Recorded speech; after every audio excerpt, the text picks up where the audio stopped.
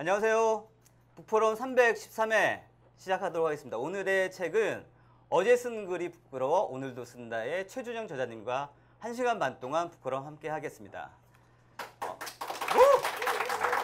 감사합니다. 네. 오늘 관중의 수준이 굉장히 높으십니다.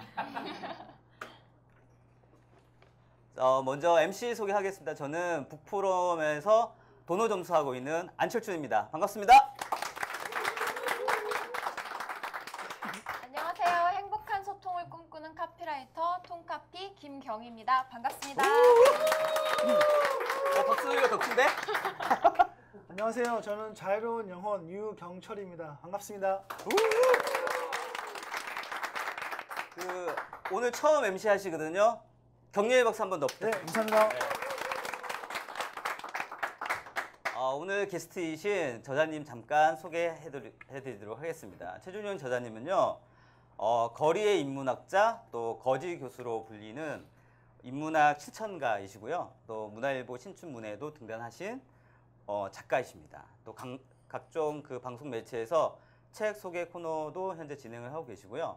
또 YTN 라디오에서 인문학 콘서트도 진행을 하고 있습니다. 저서로는 결핍을 죽여라, 책이 저를 살렸습니다. 유쾌한 420자 인문학, 그리고 오늘 소개할 이 책과 이렇게 많은 책을 내신 분입니다. 자, 오늘 게스트이신 최준영 저자님 소개해드립니다. 안녕하세요. 예, 제가 지금 굉장히 긴장을 하고 있는데요. 여기 오면서 한 울렁증이 하나가 더 생긴 것 같아요. 원래 TV 카메라에 대한 울렁증이 있었고 강남에 대한 울렁증이 있는 것 같아요. 제가 주로 다녔던 곳들이 보면 이제 노숙인 쉼터, 아니면 교도소, 아니면 뭐 자활지원센터 등등 좀 이렇게 좀 힘들게 사는 분들이 있는 곳, 이런 곳. 저희도 되게 힘들어요. 다녔었는데 네, 사는 곳은 강남이 아닙니다. 여기 딱 압구정역에 딱 내리는 순간, 이게 내가 좀 불편한 데로 왔구나 이런 생각을 좀 했었는데, 다행히 여러분들이 호응도 많이 해주시고 또 따뜻하게 맞이해 주셔서 준비된 대답들을 좀 성실히 할 수 있도록 노력하겠습니다. 자, 1시간 반 동안 우리 저자님과 함께 이야기를 풀어나가도록 하겠습니다. 자, 먼저 인문학이란 무엇인가에 대해서, 인문학에 관련된 저자님이시거든요. 그래서 인문학이란 뭔가에 대해서 얘기를 먼저 나누도록 하겠습니다. 먼저 그 저자님 소개할 때 거지 교수, 거리의 인문학자라는 타이틀을 가지셨잖아요. 예. 사실 이렇게 보면 이렇게 그렇게 거지처럼 보이지는 않습니다. 아니, 이런 타이틀을 가지시게 된 이유가 있으세요? 예, 제가 우리 사회에서 나름대로 이렇게 좀 그 관심의 대상이 된 계기가 있는데요.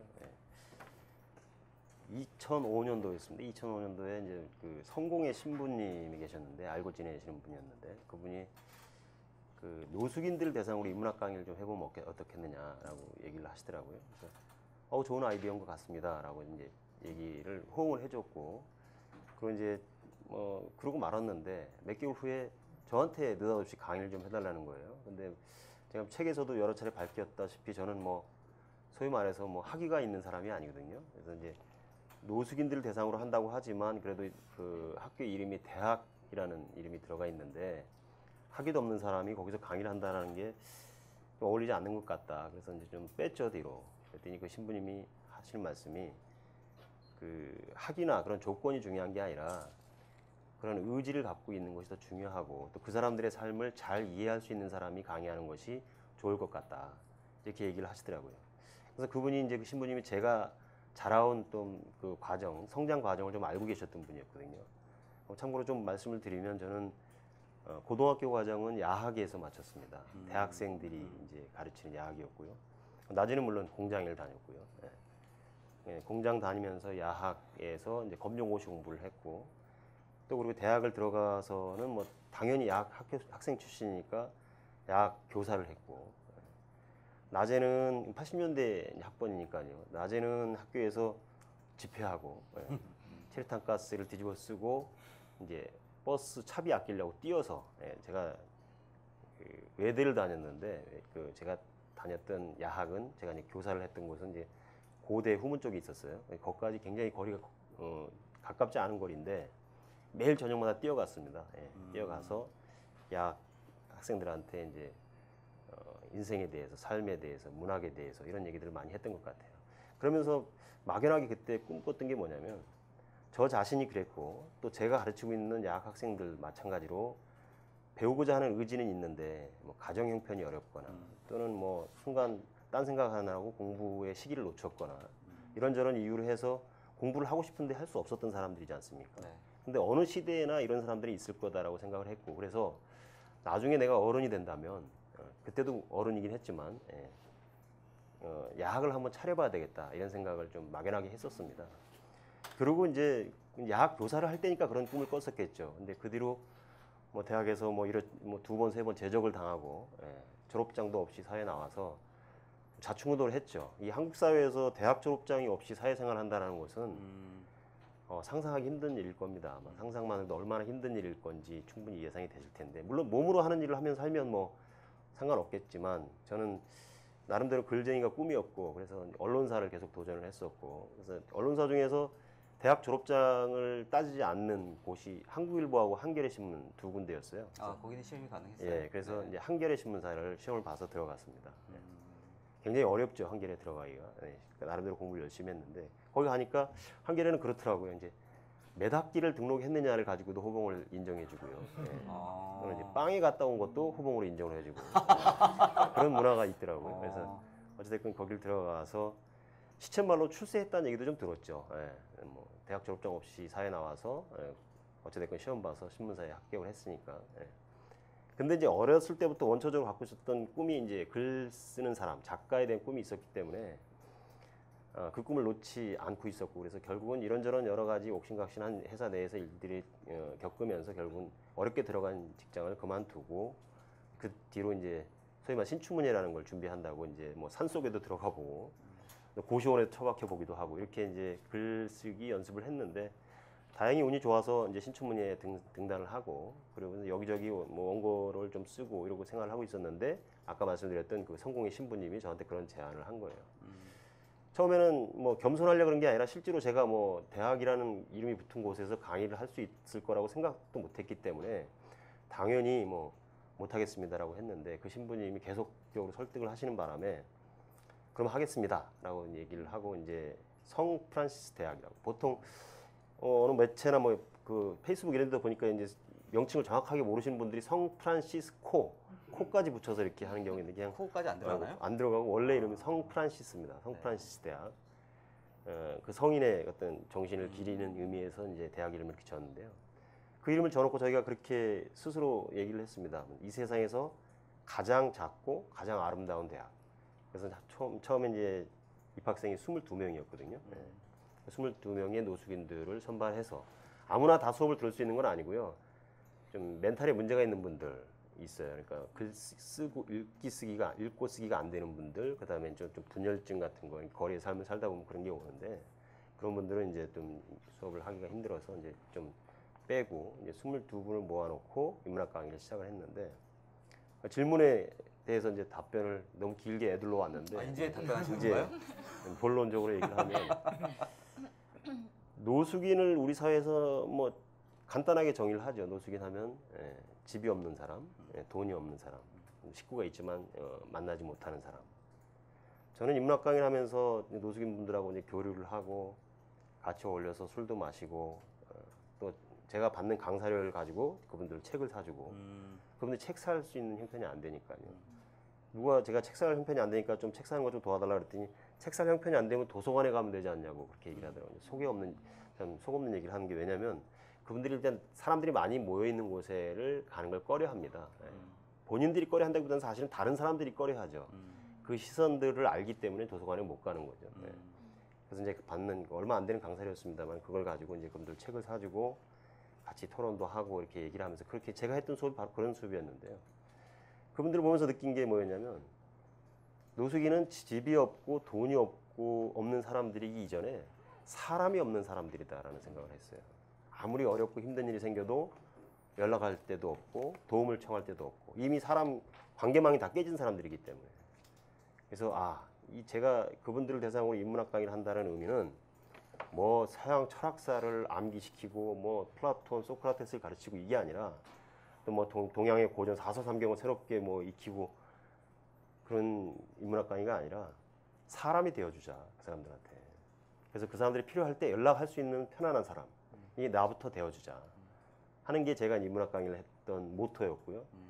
나름대로 그걸 지금까지 해오고 있고요. 그래서 지금도 뭐 6년 전, 7년 전에 만났던 노숙인들이 저한테 전화를 합니다.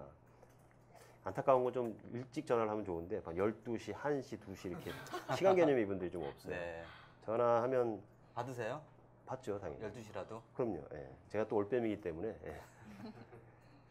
전화하신 분들의 그 용건은 거의 90% 이상이 돈 꿔달라는 거예요. 예. 5만 원만 꿔달라, 3만 원만 꿔달라 이런 얘기를 하는데 우리가 이제 5만 원만 꿔달라? 그렇죠. 예. 어. 그 10대도 아니고 40대, 50대, 60대 성인 남자가 5만 원을 꾸고 3만 원을 꿔달라는 거예요. 30만 원도 아니고 300만 원도 아니고. 처음엔 좀 귀찮기도 했는데 생각해보니까 오밤중에 3만 원만 꿔달라는 게 어떤 이유겠어요. 그 심정이 이해가 가더라고요. 밥을 못 먹은 거죠. 또는 잘 데가 없는 거잖아요. 네. 그러니까 외면할 수가 없는 거예요. 제가 부자는 아닙니다만은 그 정도는 그래도 통장에 들어 있어서 예, 보내주기도 하고 또 안 보내주면 또 욕 먹습니다. 그러기도 하고 이제 처음에는 그렇게 돈 꿔달라는 식의 전화를 많이 했었는데 세월이 조금씩 지나면서는 이제 제가 처음에 아까 말씀드렸던 그 사람들에게 없었던 네. 제가 사람이 되어줬구나라는 네. 그런 느낌을 갖게 하는 그런 에피소드들이 많이 벌어지기도 하고 그랬습니다. 그래서 거지 교수.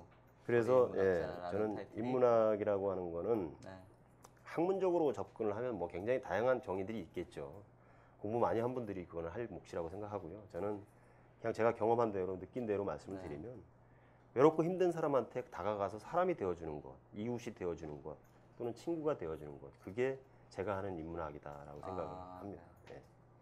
그러다 보니까 거지 교수, 네. 거리 인문학자 이런 네. 별명이 붙게 된 거고요. 알겠습니다.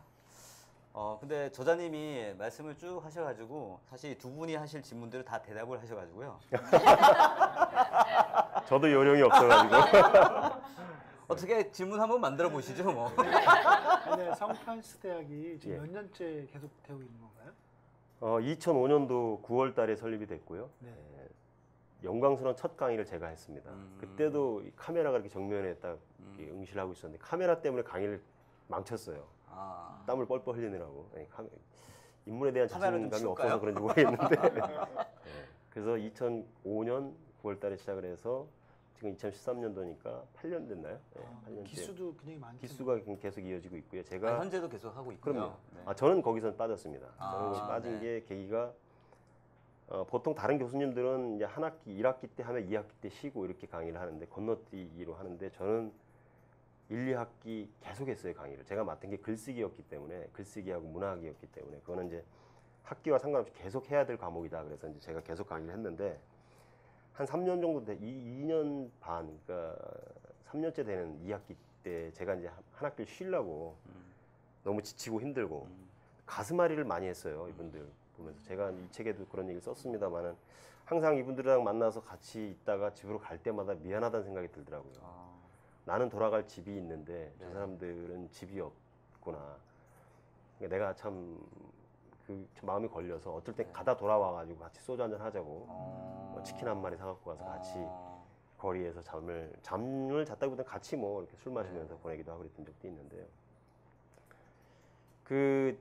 그렇게 생활해서 그랬는지 한 이제 3년째 됐을 때 한 학기를 쉬려고 그랬더니 커리큘럼 상에서 제 과목을 뺀 거죠. 그랬더니 제 자랑입니다. 근데 노숙인분들이 데모를 하셨군요. 그렇죠. 이제 학사 운영을 하는 실무자한테 사회복지사인데 찾아가서 최준용 교수 강의 안 하면 나 수업 안 듣겠다. 아. 여기 안 나오겠다. 이렇게 얘기를 바리케이트 해서 붙이고. 예, 그래서 어쩔 수 없이 그 학기도 쉬지 않고 했는데 네. 또 그런 게 사람들은 노숙인 인문학 그러니까 야 노숙인들이 어렵고 힘든데 배고픈데 인문학 공부까지 해 굉장히 네. 성실하게 사나 보다 뭐 이렇게 감동 일단 하고 들어가는데요.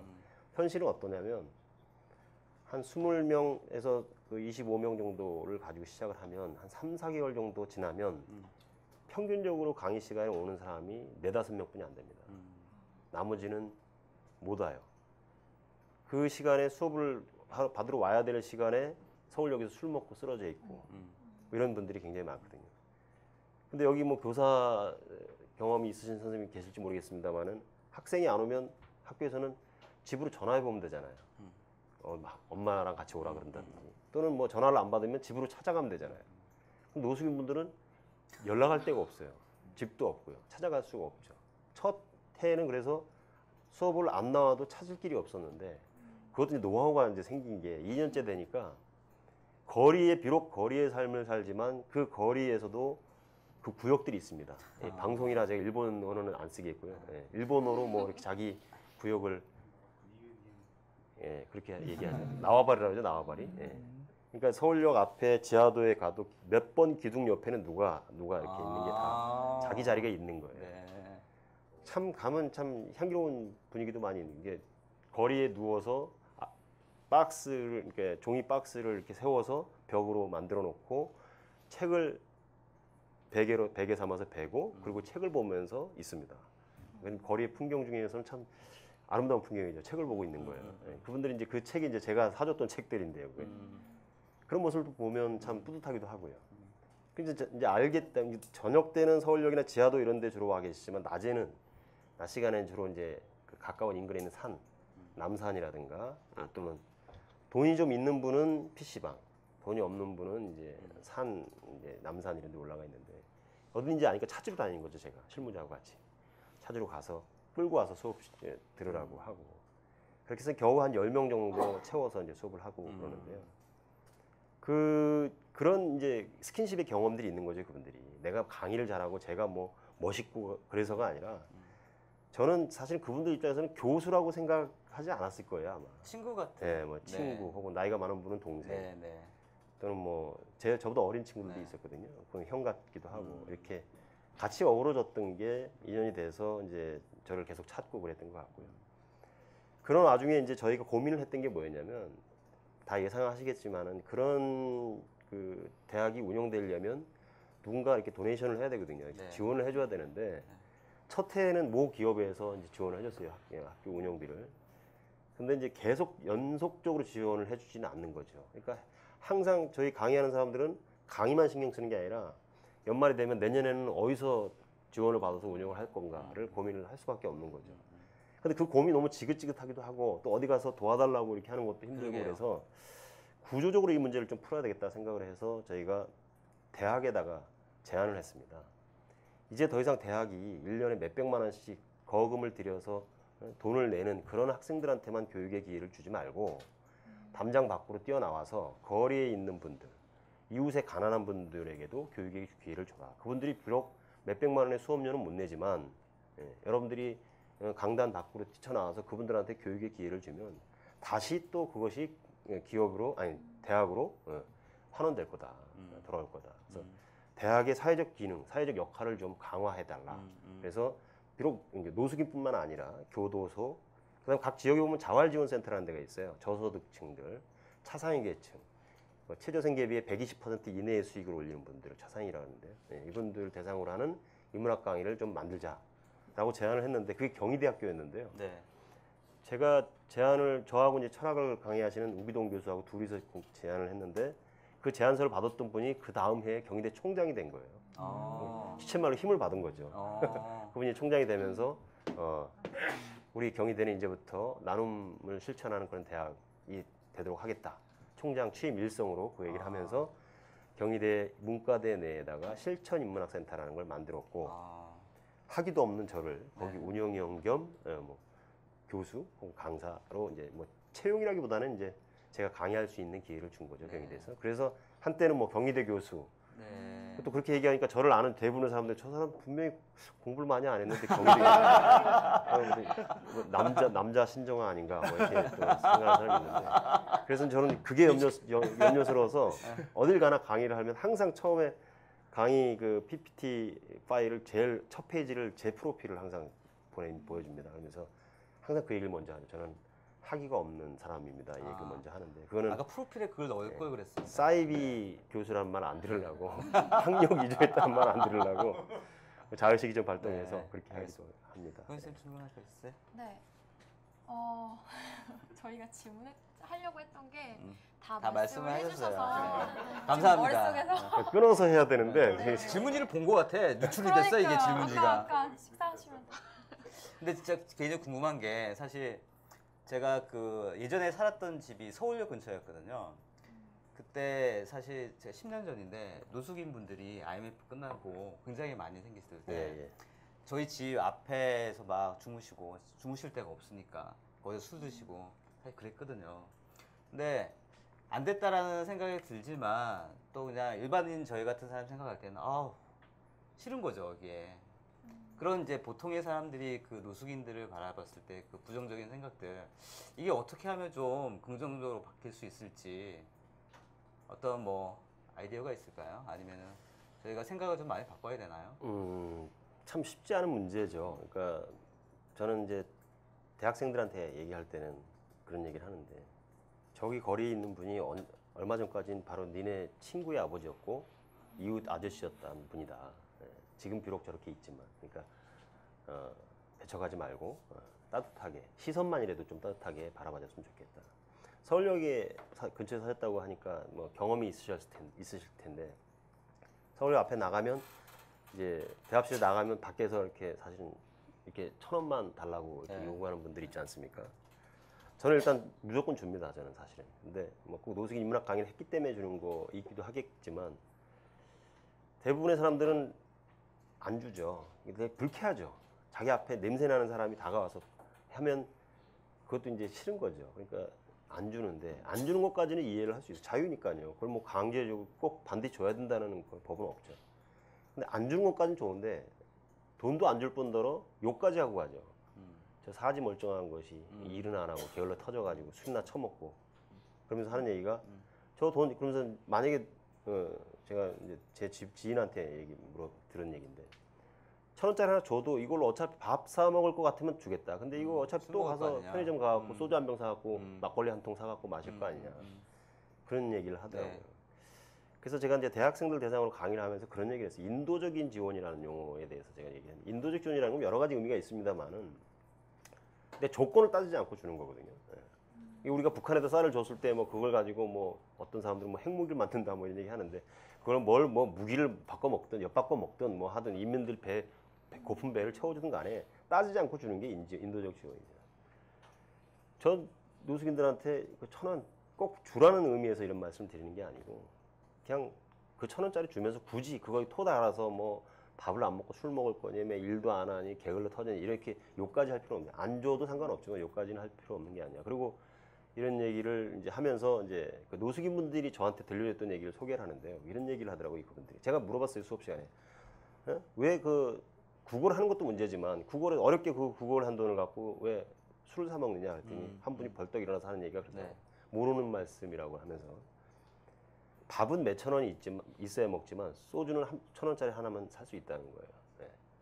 그리고 밥은 금방 꺼지지만 술은 오래 간대요. 추위를 견디기에 더 좋다는 거예요. 혈액순환을 시켜주니까. 네. 뭐 이런 얘기도 하고 또 결정적인 건 뭐냐면 깨어있고 싶지가 않은 거죠. 맨정신으로 있고 싶지가 않은 거죠. 현실이 너무 괴로우니까 힘드니까 그걸 현실을 잊기 위해서 술을 마신다 이런 얘기들을 해요. 그건 그분들의 논리죠. 나름대로 그거에 대한 논리가 있는 건데 누가 다 그걸 이해해 주겠습니까? 한때 서울시장이죠. 모 서울시장이 아름다운 서울을 만든다는 미명하에 거리에 있는 노숙인들 다 치워라. 쉼터로 들어가라. 이렇게 강제적으로 서울역 대합실에서도 다 치워라. 들어오지도 못하게 이렇게 했던 적이 있습니다. 지금은 뭐 그게 풀어졌습니다만은. 근데 우리가 해외 여행을 가서 도시를 가면 그 도시의 고층 빌딩 아름다운 모습만 보고 오나요? 뒷골목 시장, 그죠? 예, 노점상들이 파는 희한한 물건, 그 싸구려 물건, 그 다음에 거기에 또 소매치기는 물론 관광 상품이 아닙니다만 그래도 와서 구걸하는 사람 또 길거리에 가면 저기 영국 같은 데 가니까 거기는 골목골목 코너마다 음악인들이 있더라고요. 예. 독일에서는 그 거리에서 음악을 하는 사람들을 공공예술을 하는 사람이다라고 인정을 해서 급여도 지원해 주고요. 그 사람들이 그 공연할 수 있도록 정부 차원에서 지원해 주고 그 연금도 지원해 주고 그렇게 한다고 합니다. 노숙인들은 비록 음악을 들려주거나 여러분들한테 그러진 못하지만 그분들이 다 구걸하는 건 아닙니다. 사실은 구걸하는 사람도 일부 있지만 대부분은 그냥 자신의 괴로움에 빠져 있어서 그걸 잊으려고 술을 먹고 그러고 있는 건데 한 번만 더 생각을 해보면 우리가 우리 사회 구성원이고 이 자본주의 구조가 필연적으로 배태할 수밖에 없었던 이 가난이라는 문제를 그들만의 문제로 내치지 말고 네. 우리 모두의 문제. 그러니까 그 봤을 때 그 노숙인 문제도 해결될 실마리도 풀릴 거고 또 그분들도 다시 자활할 수 있는 그런 의지도 갖게 될 거다라는 생각을 하는데요. 마음은 이렇게 합니다만은 일반인들이 쉽지는 않죠. 쉽지는 않은 것 같습니다. 많은 진짜. 네. 그 운동 우리 저희가 이제 저 같은 사람이 강의를 하고 다니면서 많이 이제 이런 얘기들을 알려주기도 하고요. 뭐 이렇게 하면서 조금씩 나아지지 않을까 생각합니다. 네. 아무튼 가장 낮은 사람들을 위해서 이렇게 써주시는 우리 저자님께 큰 박수 한번. 질문 있으세요? 네, 이제 네. 생각이 났습니다. 생각나셨어요? 네. 노숙인들을 대상으로 강의를 하셨잖아요. 그러면 어쨌든 선생님의 역할로 강단에 서신 건데 학생들 중에서도 어떤 학생들은 기억에 굉장히 많이 남는다. 그런 학생들이 있을 것 같은데 혹시 있으셨으면 말씀 좀 해주실래요? 워낙 개성들이 강한 분들이라 다 기억이 납니다. 그리고 한 기수마다 몇백 명이 아니고 보통 한 20명 정도밖에 안 되기 때문에 뭐 기수별로 다 기억나죠. 딱 만나면 몇 기인지 몇 년이 지났어도. 뭐 제가 특별히 관심이 많아서가 아니라 아까 말씀드린 인원이 적고 또 그 개개인들이 굉장히 다양한 경험들을 가지고 있는 분들, 경찰 출신이었던 분, 공무원 했던 분, 뭐 학력도 대학원 나온 분, 서부터 시작해서 네. 뭐 초등학교 때 안 나온 분도 있고 네. 음악 했던 분. 아. 옛날에 그 야간업소에서 음악 밴드 하고 그랬던 분들이 이제 불황 때는 야간업소도 잘 안 되잖아요. 그러니까 일자리 또 술을 많이 마셔갖고 손이 떨리고 그러면 연주를 못 하니까 잘린 분도 있고 인쇄업에 종사했던 분도 있고 굉장히 다양한 직업들을 가지고 있고 그래서 이분들이랑 대화를 하다 보면 정말 배우는 게 많이 있습니다. 그리고 노숙인들은 사람들이 편견을 갖고 오해를 하는 게 뭐냐, 노숙인들은 배운 게 없고 무식하고 아는 게 없는 사람일 거라고 생각하는데 절대 그렇지 않습니다. 이 세상 정보에 가장 민감한 사람들이고 가장 빠른 사람들입니다. 그래야만 살 수 있거든요. 집에서 편안하게 사는 사람은 좀 집에 가면 좀 게을러도 괜찮잖아요. 자기 집이니까. 근데 이 사람들은 항상 노출되어 있는 상태이기 때문에 네. 항상 긴장을 해야 되는 거고. 그래서 항상 신문도 굉장히 열심히 보죠. 신문은 뭐 주요 기사만 보는 게 아니라 단신까지 다 보고 심지어는 그것도 덮고 자기 때문에 네. 신문 활용도가 제일 높은 사람들이고 그리고 뉴스를 하루 종일 뉴스를 보고요. 12시 뉴스 보고 또 1시 뉴스 보고 또 2시 뉴스 보고 시간대별로 뉴스의 어떤 똑같은 그 사건의 변동 추이까지를 다 판단하는 사람들이고 시사 전문가시들이. 예, 전문가죠. 네. 그래서 뭐 굉장히 시사적인 논쟁들 많이 합니다. 뭐 네. 이를테면 예를 들면 이런 거예요. 뭐 이제 서울역 앞에서 두 분이 논쟁을 하는데 네. 한 분이 저기 서울역 근처에 남대문 있지 않습니까? 네. 예, 남대문의 현판이 가로로 남대문 이렇게 써 있다. 그러니까 다른 분이 너는 그렇게 무식하냐? 남대문이 어떻게 이렇게 가로로 써 있냐? 세로로 남대문 이렇게 써 있다. 싸우는 거예요. 누가 네. 이겼겠어요? 누가 맞아요? 그렇죠. 가로 아니에요? 남대문이 아니죠. 아, 승례문. 아. 승려이라고 써 있죠. 네. 근데 그러니까 우기는 거죠, 자기를. 근데 뭐 가까운데 직접 가시면 될 것 같은데. 그러니까 이제 이분들이 그리고 또 혼자 있는 시간들이 많기 때문에 네. 그 자신의 어떤 존재에 대한 고민들, 철학적 고민들도 굉장히 깊게 합니다. 문제는 그게 이제 대화를 하고 이렇게 수시로 이렇게 자기 생각이 올바로 가고 있는지를 한번 항상 견주어가면서 하는 사색이어야 그게 사색이 깊이가 있고 의미가 있는데 혼자만 하다 보니까 혼자만 생각을 하고 혼자 정리를 해버리다 보니까 이제 이게 이제 이상한 방향으로 생각이 흘러가서 이제 생각은 많이 하고 하는 말인데 그 말이 이상한 경우도 있죠. 뭐 이상한 얘기 한다 그러죠. 그런 분들도 있고. 그래서 어찌됐건 그 누가 기억나느냐 그랬는데 다 기억나는 사람들이고 다 소중한 저한테는 저보다 나이 많은 제자들인데 제가 어디 가서 교수님 소리 듣겠습니까? 그분들 있기 때문에 교수라는 자부심도 갖고 사는데요. 정말로 잊혀지지 않는 분 한 분만 얘기하라 그러면 제가 예전에 책이 저를 살렸습니다라는 책에서 소개했던 일화고 이번 책에서도 제가 얼핏 언급을 했는데요. 한 60세가 가까운 분이었습니다. 그분이 잘 사시는 분이었어요. 사업하시는 분이었는데 이 노숙 상태가 된 분들이 대체로 보면 큰 케이스로 보면 뭐 사업하다 망했거나 그다음에 주식 잘못 투자해 깡통 계좌를 찼다는 분, 갑자기 실직을 했다는 분, 또는 뭐 갑자기 건강이 안 좋아져서 그랬다는 분, 또는 이제 음주가 과해서 알코올릭 때문에 그렇게 됐다는 분, 이런 등등의 여러 가지 다양한 이유가 있는데 사실은 그분들이랑 얘기하다 보니까 사실은 저는 수없이 많은 경우의 수를 얘기를 하는데 사실은 저는 이런 편견을 그분들한테 갖고 있습니다. 100% 다 노름하고 관련이 있습니다. 거리에서는 100%라고 제가 이 학문적으로는 100%라는 게 존재할 수 없는 거죠. 네. 근데 저는 감히 100%라고 얘기를 합니다. 왜 그러냐면 노름과 관련된 두 가지 크게 두 부류가 있습니다. 노름 때문에 패가 망신한 분이 있고 패가 망신하고 나니까 이제 노름에 기대는 거예요. 그러니까 뭐냐면 빚이 몇 천만 원이고 몇 억인데 하루 일당 3만 원, 5만 원 벌어가지고 이자 감당도 안 되잖아요. 네. 이렇게 해서 자활이 안 된다고 생각하는 거예요. 포기했기 때문에 돈만 생기면 한방. 로또 네. 아니면 말꼬리 네. 그분들이 굉장히 바빠요. 종목도 굉장히 다양해요. 월요일을 제외하고는 매일 뭐 경륜장, 경정장, 뭐 경마장, 예, 또 로또 수시로 그렇게 돌아다니는 분들이 있고요.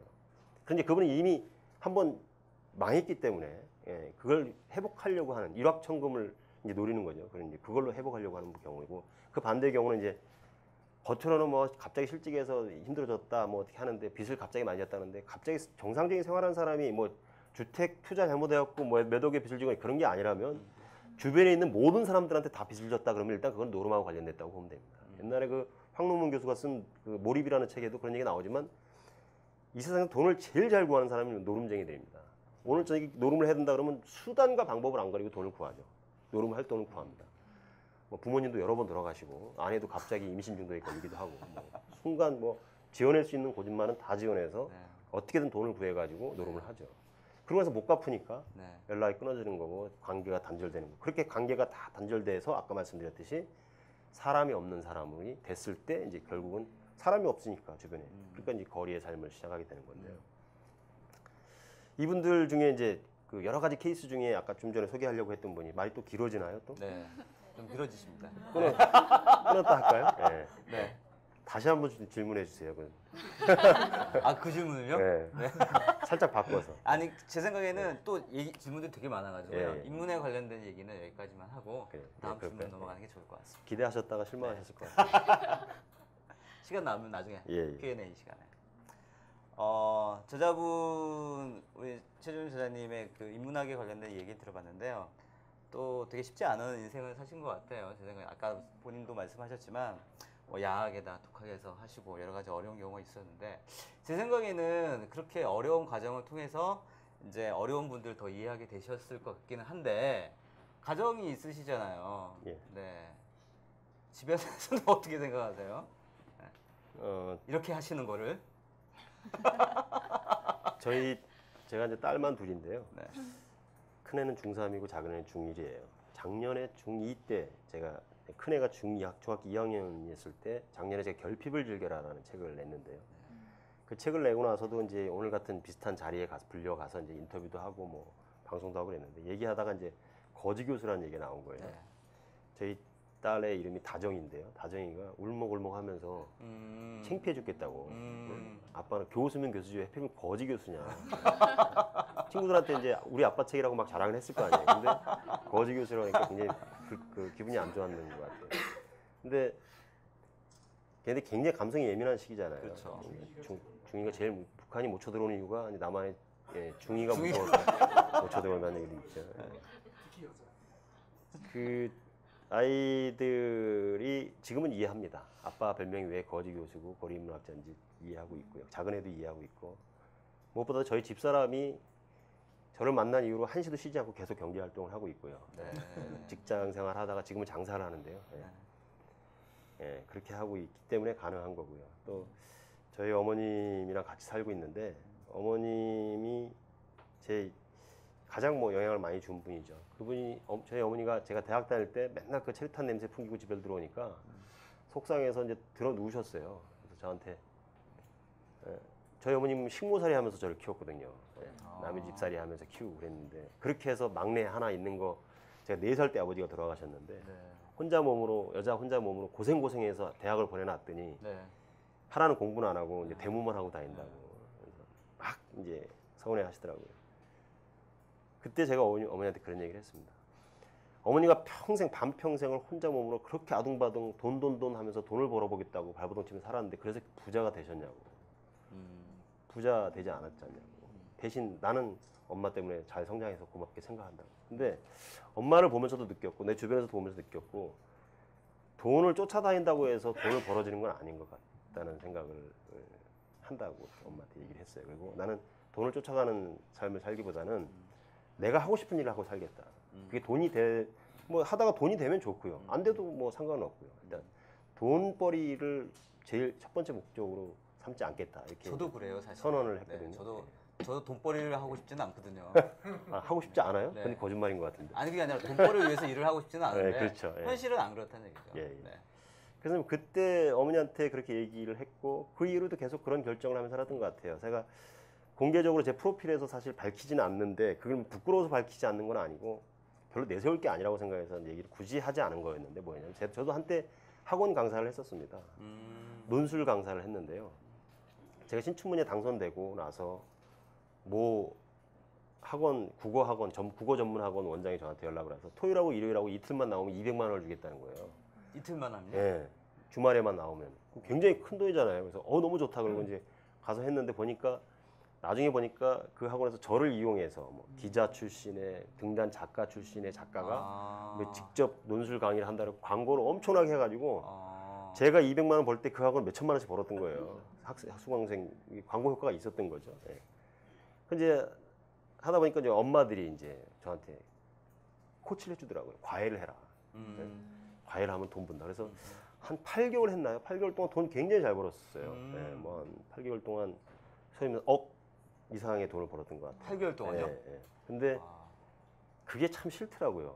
그게 뭐가 싫냐면 이건 정말 제 인생 깊이 속이 저 깊은 곳에 담겨져 있는 얘기인데 하필이면 여기서 왜 그걸 얘기하려고 제가 하는지 모르겠는데 제가 이제 그 한 학부모가 제가 여학생 고3 4명을 가르치는데 한 애는 서울대, 한 애는 포항공대, 한 애는 연대, 한 애는 이대 4명이 다 잘 됐어요. 그러니까 그 엄마들 중에 한 분이 이제 소개를 시켜주는 거예요, 과외를. 네. 그래서 뭐 그렇죠. 과외를 모범 택시 타고 다니면서 밥 먹을 시간이 없고 김밥을 먹어가면서 이동할 정도로 하루 종일 과외만 하고 다녔으니까 돈을 얼마나 코치도 했어요. 무조건 해당 20만 원 이상 받아라. 어디서는 뭐 50만 원 받는데 고액과외죠, 쉽게 말해서. 그런 걸 막 하고 다녔는데 한 6개월 정도 하니까 아무리 돈을 많이 벌어도 그게 싫더라고요. 그러니까 과외가 싫은 게 뭐냐면 남의 집에 가 있는 거잖아요. 그 2시간 동안. 가 있는 동안 뭐 거의 식사 대접 받죠. 뭐 30분 단위로 뭐 떡 주지요, 음료수 주죠. 뭐 선생님하고 깍듯하게 하죠. 뭐 판사 집에도 가보고 대기업 뭐 이사 집에도 가보고 뭐 잘 사는 애들 집을 다 가봤는데 애들이 대체로 보면 좀 버르장머리가 없어요. 그리고 말을 안 듣고 글쓰기 숙제를 내주면 저보고 대신 써달라 그런 애들도 많고. 근데 그게 싫었던 게 아니라 그 짧은 시간이면 남의 집에 가 있는다는 그 자체가 싫었어요. 전 지금도 차라리 어디 사우나에서 잠을 자지. 네. 그 후배 집이든 선배 집이든 남의 집에서는 잘 잠을 안 잡니다. 그게 이제 제 굉장히 깊은 곳에 트라우마가 있는 건데 저희 어머님이 옛날에 제가 막내인데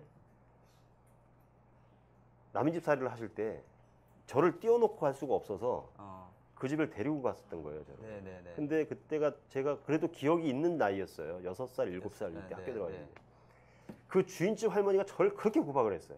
진짜요? 식모의 아들이잖아요. 네. 밥 많이 먹는다고 구박을. 진짜요? 뛰어다닌다고 구박하고. 글자를 모르니까 또 서재가 있었는데 굉장히 부잣집이었어요. 네네. 서재를 층계를 사다리를 타고 올라가서 네. 책을 뽑아서 네. 글자를 보니까 그림 있는 책만 찾는 거예요, 이제. 네네. 그림 있는 책만 네. 그림 있는 거 찾으면 그림 이렇게 보다가 네. 제자리에 꽂아놔야 되는데 네. 글자를 모르니까 어디서 뺀 건지 기억이 안 나잖아요. 그렇죠. 아무 데나 꽂아놔. 그러면 또 벌 쓰고. 진짜요? 그 집에 또 대학생 누나가 있었던 것 같은데 네. 그 누나한테 맨날 그렇게 혼나고. 그러니까 그게 저도 모르게 마음속에 굉장히 큰 상처가 됐던 것 같아요. 남의 집에 가기 싫은 거예요. 그럴 것 같아요. 가서 아무리 대접을 잘해줘도 네. 여기 오늘처럼 막 식은땀 뻘뻘 흘리고 그렇게 되더라고요. 그래서 내가 아무리 돈을 많이 벌어도 이 과외 이런 거는 못 해먹고 살겠다. 그런 와중에 아까 말했던 그 성공의 신부님이 노숙인 인문학 강의를 한번 해보지 않겠니? 했는데 이건 회당 10만 원. 이제 일주일에 2번씩 했으니까 한 달이면 80만 원 버는 건가요? 80 버는 것도 아니죠. 왜냐하면 그 강사료 받은 걸로 그분들 책을 사줬으니까. 그러니까 뭐 돈벌이를 포기한 거죠. 네. 저희 집 사람은 난리가 났죠. 네. 근데 제가 워낙 그렇게 생겨먹은 사람인지 아니까 이해를 이해하시는- 한다기보다는 거의 네. 포기한 게 아닐까 이렇게 생각을 하고 그렇게 지금까지 지내오고 있습니다. 알겠습니다. 그래서. 책에 보면 신영목 선생님의 처음처럼이라는 예. 시에서 예. 위로는 우산을 들어주는 게 아니라 비를 함께 맞는 것이다 라는 말씀을 하셨어요. 근데 예. 저는 그 책을 읽으면서 혹시 저자님도 이런 위로를 이렇게 따뜻한 위로를 누구한테 해주신 적이 있거나 아니면 받아보신 적이 있는지 궁금했거든요. 그 문장이 워낙 문장 자체도 좋은 문장이기도 합니다만 네. 제가 어쩌면 노숙인 인문학 강의를 하는 그 모토일 수도 있는 것 같아요. 모토이기도 한 것 같아요. 그 문장을 항상 마음속에 새기면서 강의를 해왔던 것 같고요. 예. 그 신영국 선생님 뭐 그 외에도 뭐 여러 가지 문장들을 제가 책에도 인용도 했습니다만은 저는 강의를 잘하는 사람, 강의를 잘해서 그 사람들을 말로 감동시키는 사람일 수는 없겠다고 생각을 했어요. 예. 제가 뭐 학문적 수준이 그렇게 높은 것도 아니고 강의를 그렇게 잘하는 것도 아니고 대신 그 모자라는 강의를 이분들이랑 같이 더 어울리면서 지내면서 좀 해결을 하자. 그래서 항상 저는 수업 끝나고 바로 집에 안 가고 이분들 같이 밥을 먹거나 아니면 치맥이라 그러나요? 치킨 시켜놓고 또 맥주 한 잔씩 마시고. 처음엔 그것도 굉장히 치킨 시켜놓고 낭패였어요. 뭐 치킨 시켰는데 왔는데 뭐 갑자기 전화 받거나 그러면 하나도 안 남아요. 그래서 항상 전화가 오더라도 항상 내 앞에다 하나 두 개 챙겨놓고 그래야 된다는 것도 그분들 이제 알고 먹는 거에 굉장히 민감한 분들이거든요. 네. 근데 강의 시간에 하지 못했던 얘기들이 그 시간에 나와요. 그분들이 인생 스토리도 나오고 네. 왜 노숙인 인문학 강의에 왜 참여했는지 그것도 솔직한 얘기도 나오고. 그러니까 밥 준다 그래서 왔다. 남들은 뭐 노숙인이 인문학 강의 뭐 대단하다. 어렵게 밥도 못 먹고 잘 데도 없는데 그런데도 공부하겠다는 그 열정이 대단하다. 언론에서 이렇게 미사여구 동원해갖고 풀어내잖아요. 사실은 밥 준다 그래서 왔다. 그리고 교수님 쫓아다니면서 술 사준다는 얘기도 들었다. 일기생들한테 들었다. 이기생이 그러는 거예요. 그러니까 최준용 교수 수업 시간에는 끝나고 바로 가지 마라. 술이 나올 거다. 그때 정보 교류가 이제 있는 거죠. 진짜 정보력은 확실하시네요, 진짜 다들. 노숙인 인문학 강의에 참여했던 교수가 지금까지 꽤가 많이 시간이 지났으니까요. 서울형 인문학 강의라 그래가지고 뭐 성프란시스 대학뿐만 아니라 서울 시내에 한 40여 군데의 노숙인 쉼터가 있습니다. 그 중에서 한 10군데 정도에서 인문학 강의를 하고 있어요, 지금 현재. 그러니까 굉장히 많이 하는 거죠. 거기에 참여했던 교수들이 100명이 넘을 겁니다. 다 박사학위, 저를 제외한 모든 사람들이 최소한 석박사를 가지고 있는 분들이고 대학에서 강의를 하는 분들이에요. 근데 굉장히 유명한 원로, 우리 문화 권력자다라고 얘기할 정도로 우리 문학계에 굉장히 원로 교수님이 계시는데 그분이 한 학기를 딱 강의하고 스스로 내 강의는 실패했다. 실패를 선언하고 더 이상 강의를 못하겠다고 갔어요. 근데 그분이 실패한 이유가 대학은 어떻습니까? 똑같은 연령층에 똑같은 직적 수준을 가진 아이들이 모여서 똑같은 목적, 학점을 딴다는 똑같은 목적을 가지고 수업을 듣잖아요. 교수가 그 사람이 교수 자료를, 강의 자료를 10년 전에 만든 걸 갖고 계속 우려먹는 거예요, 사실은. 아무 강의 준비를 안 해요. 한국 교수들은 그렇잖아요. 외국의 석학들은 이렇게 특강을 하면 그게 고스란히 책이 돼서 나오기도 하고, 그죠? 또 그 책이 또 교재가 되기도 하고, 선순환을 하는데 우리나라 교수들은 강의를 왜 이렇게 강의 준비 제대로 안 했습니다. 연구하느라고 강의 준비 못했다. 왜 책이 안 나옵니까? 논문 안 씁니다. 수업 부담 때문에 논문을 못 썼다. 그죠? 악순환하죠. 그랬던 분이 안주했던 서울대학교 교수로서 몇십 년 동안 안주했던 분이 딱 와서 보니까 연령대가 30대에서부터 60대까지 있는 거예요. 네. 학력 수준도 대학원 졸업서부터 초등학교 졸업까지 있는 네. 거예요. 굉장히 또 다양한 직업들을 가지고 있는 네. 거예요. 질문도요. 굉장히 공격적으로 질문합니다. 뭐 감당하기 힘들 정도로. 그러니까 가난을 관념으로 알았던 사람은 대응을 못하는 거예요. 저는 가난을 관념으로 알고 공부해서 하는 게 아니라 제가 가난했기 때문에 저는 대응을 했던 거고 네. 그분은 책에서 본 가난하고 자기가 몸으로 겪은 가난은 다른 거거든요. 그러니까 대응을 못하는 거죠. 자유에 대해서 얘기하라 그러면 존 스튜어트 밀의 자유론, 존 듀이의 정의론 이런 거 가지고 강의하려고 교환을 짜갖고 오는데 그 노숙인들이 그런 관심이 있습니까? 자유란 하면서 이분들이 하는 얘기는 왜 옛날 오세훈 시장이 왜 쉼터에 안 들어가 거리에서 추운데 떠느냐. 그래서 노숙인들이 했던 얘기 그거거든요. 쉼터에 가면 자유가 없다 이거예요. 밤 10시 되면 일제 소등.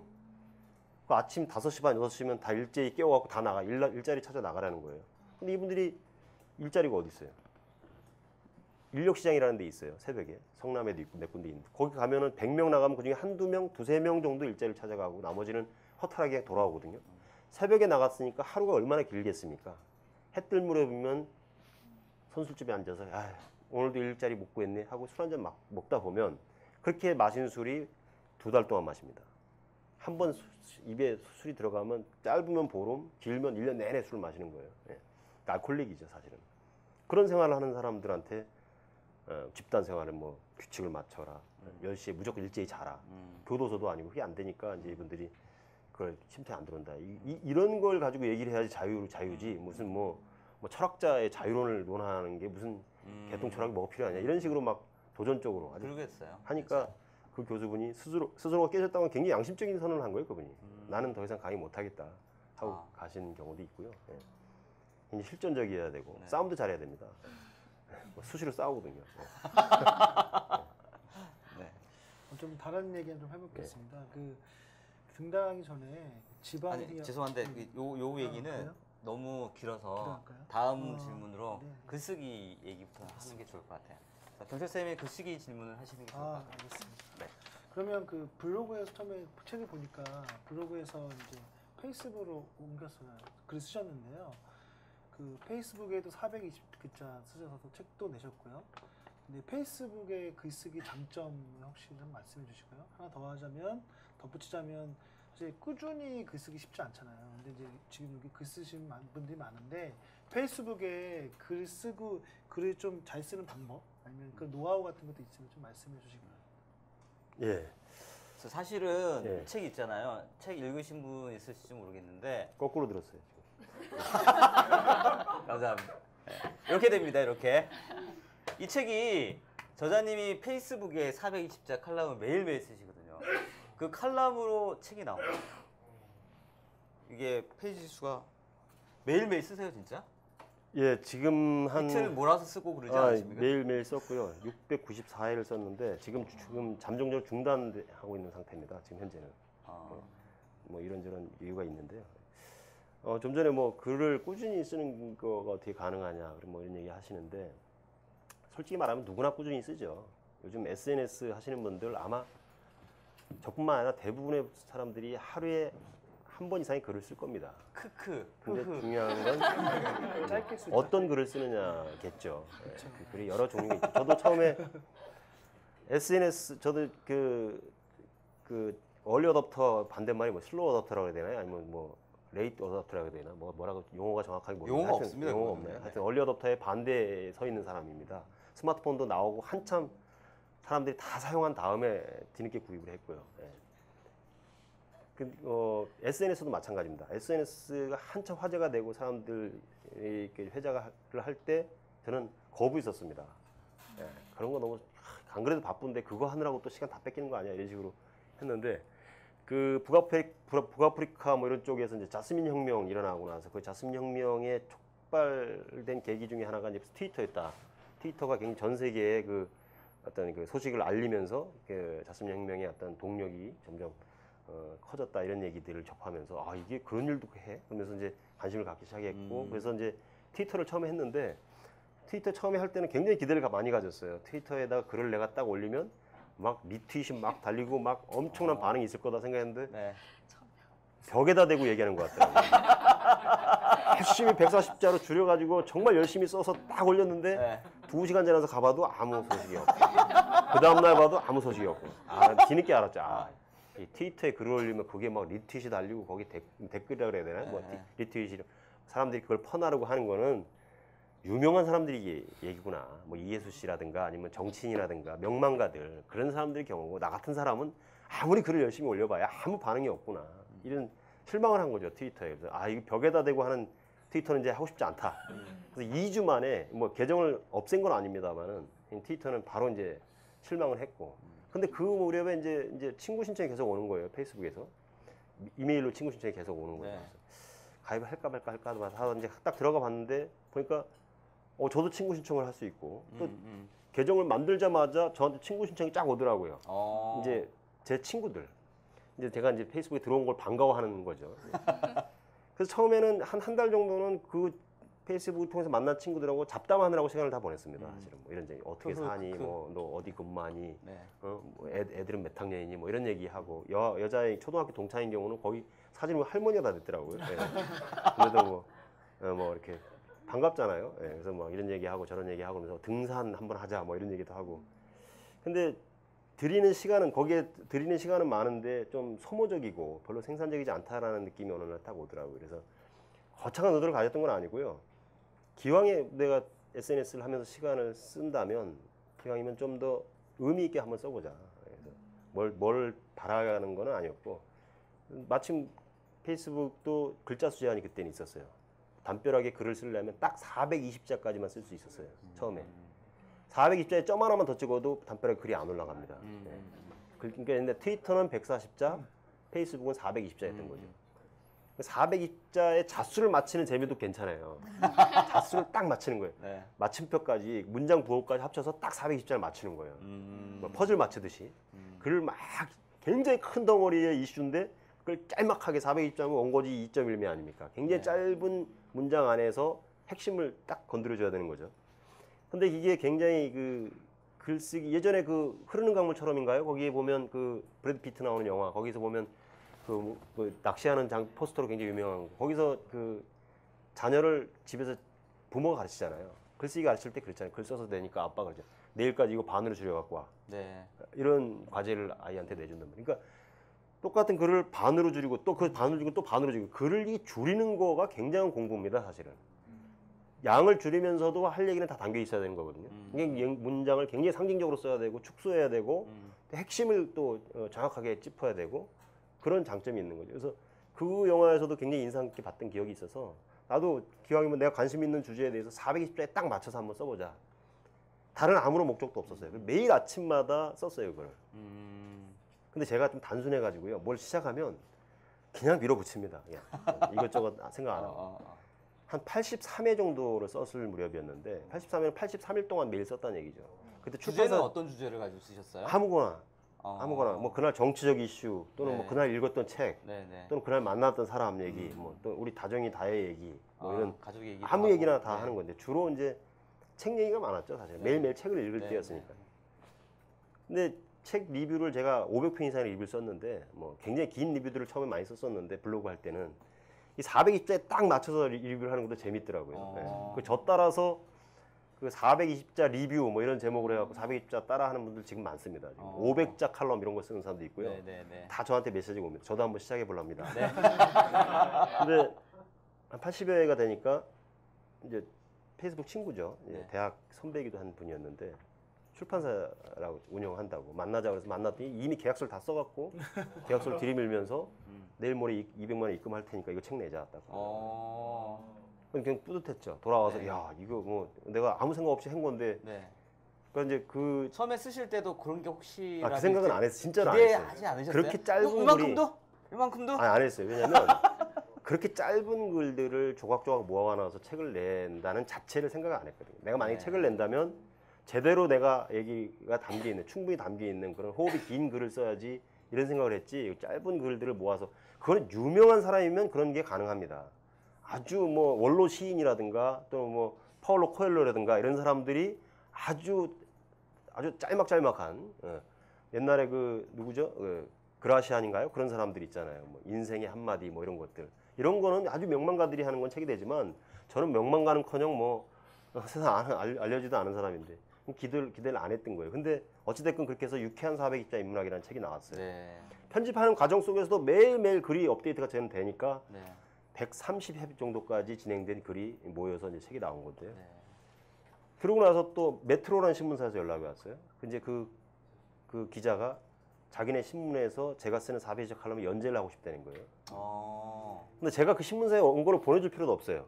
왜냐면 그 신문사 기자가 제 페이스북 친구니까 일주일이면 제가 7편의 글을 올리잖아요. 네. 저는 토요일도 없고 일요일도 없고 공휴일도 없습니다. 어. 그냥 계속 가는 거예요. 한 300 몇 회까지 그렇게 계속 갔습니다. 한 1년 동안 하루도 안 걸고 쓴 거예요. 이야. 네.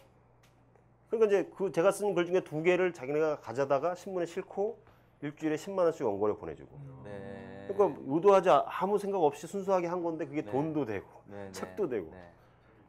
또 이제 작년에는 350회 정도 썼을 텐데 그때 이제 청림 출판사인가요? 거기 출판사 인프린트 하는 추수밭이라는 그 편집장이 선생님이 썼던 글 중에서 좀 사람들한테 위로가 담긴 그런 그때 이제 한참 뭐 힐링이니 뭐 멘토니 뭐 위로 이런 것들이 한 이제 트렌드였잖아요. 그래서 그런 글들만 모아서 결핍이라는 걸 주제로 한번 책을 내자. 그래서 작년에 그래서 나온 게 결핍을 얘기라는 책이 그렇게 나왔고요. 요번에 어제 쓴 글이 부끄러워 오늘도 쓴다 이 책은 제가 출판사에 찾아갔습니다. 이거 책 내자고. 네. 근데 흔쾌히 출판사에서 흔쾌히였는지 마지못해서였는지 모르겠습니다만 네, 책을 만들어줘서 책이 나왔는데 읽어보시면 알겠지만 문장이 굉장히 투박합니다. 네. 뭐 맞춤법이 틀린 것도 심지어는 있고요. 뭐 책으로서 저자로서 어떻게 보면 부끄러운 일일 수도 있는 건데 저는 그걸 그렇게 부끄럽게 생각하지는 않아요. 제가 네. 모토가 그거거든요. 나는 지금 현재 완벽한 글을 쓰고 있다가 아니라 네. 내 글을 보고 여러분들 글쓰기를 따라 배워라가 아니라 네.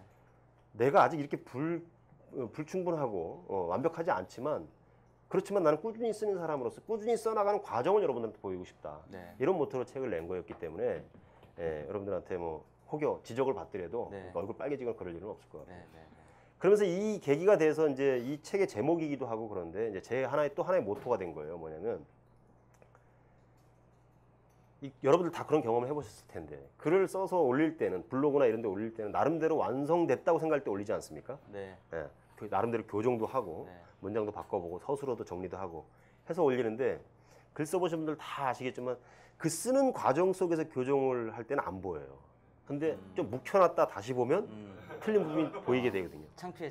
하루가 맞아요. 됐건 며칠이 됐건 묵혀놨다가 그래서 항상 글은 제대로 고치려면 묵혀놨다 다시 보라는 거거든요. 네. 교정을 제대로 하려면. 그러니까 써서 올릴 때는 나름대로 잘 썼다고 생각하고 올리는데 그 다음날 딱 보면은 이게 뭐 띄어쓰기도 엉망이고 받침도 틀렸고 뭐 문장도 뭐 시제도 왔다 갔다 하고 논리도 뭐 흐트러져 있고 이런 경우를 발견하게 되죠. 근데 그거를 지울 수가 없잖아요. 왜냐하면 그 글에 이미 좋아요도 눌러져 있고 댓글도 달려 있고 네. 네. 그분들한테 아무 것도 없이 그냥 싹 삭제해 버리면 그분들한테 신뢰하는 거잖아요. 네. 근데 그 부끄러운 글을 그 맨 위에 올려놓을 수는 없잖아요. 네. 부끄러우니까. 네. 근데 그 부끄러운 걸 밑으로 내리는 방법 또는 다음 페이지를 넘기는 방법은 새로운 글을 올리는 거잖아요. 그래서 그래서 어제 쓴 글이 부끄러워서 그래서 어제 쓴 글이 부끄러워서 오늘도 쓴다는 제목이 그렇게 나오고. 내일도 쓰실 거예요? 내일? 아 매일 쓸 겁니다. 내일도 쓸 오늘 겁니다. 쓴 글이 부끄러워가지고 내일도 쓰세요. 오늘 쓴 글이 내일 되면 어제 쓴 글이 되겠죠. 그렇죠. 항상 어제 쓴 글이죠. 예. 근데 이게 저는 그런 얘기를 좀 약간 응용해서 젊은 학생들한테도 이런 강의 때 이런 얘기를 들려줍니다. 파울로 코엘료의 연금술사에 보면 그런 얘기 나오죠. 간절히 원하면 온 우주가 도와줄 것이라고. 예. 젊은이들이 다 꿈이 있죠, 누구나. 자기 꿈꾸는 게 장래의 비전을 갖고 있고 꿈을 꾸는데 굉장히 거창한 꿈, 막 큰 목표를 세워놓고 처음에 그 딱 계획을 세웠을 때는 굉장히 열심히 하죠, 며칠 동안은. 그 꿈을 이루기 위해서. 근데 좀 지나면 흐지부지 하다가 점점 포기를 하거나 아니면 이제 사실은 성실하게 더 이상 노력을 안 하게 되죠. 그러면서 핑계를 대죠. 아, 역시 나는 안 되나 봐. 내지는 너무 어려운, 너무 높은 목표를 잡았나 봐. 이렇게 포기해버리는 경우들이 많이 있어요. 노트도 보면 앞에는 빼곡한데 뒤에는 하얀 백지른 채로 학기 바뀌었다고 노트도 바꾸는 경우가 많이 있고. 시작은 거창하게 하는데 뒷부분에 가서 흐지부지 하는 경우들이 굉장히 많잖아요. 저는 거꾸로 살으라는 거예요. 비록 거창하지 않아도 괜찮다. 아주 그 소박한 것이어도 좋다. 중요한 것은 꾸준히 하는 거다.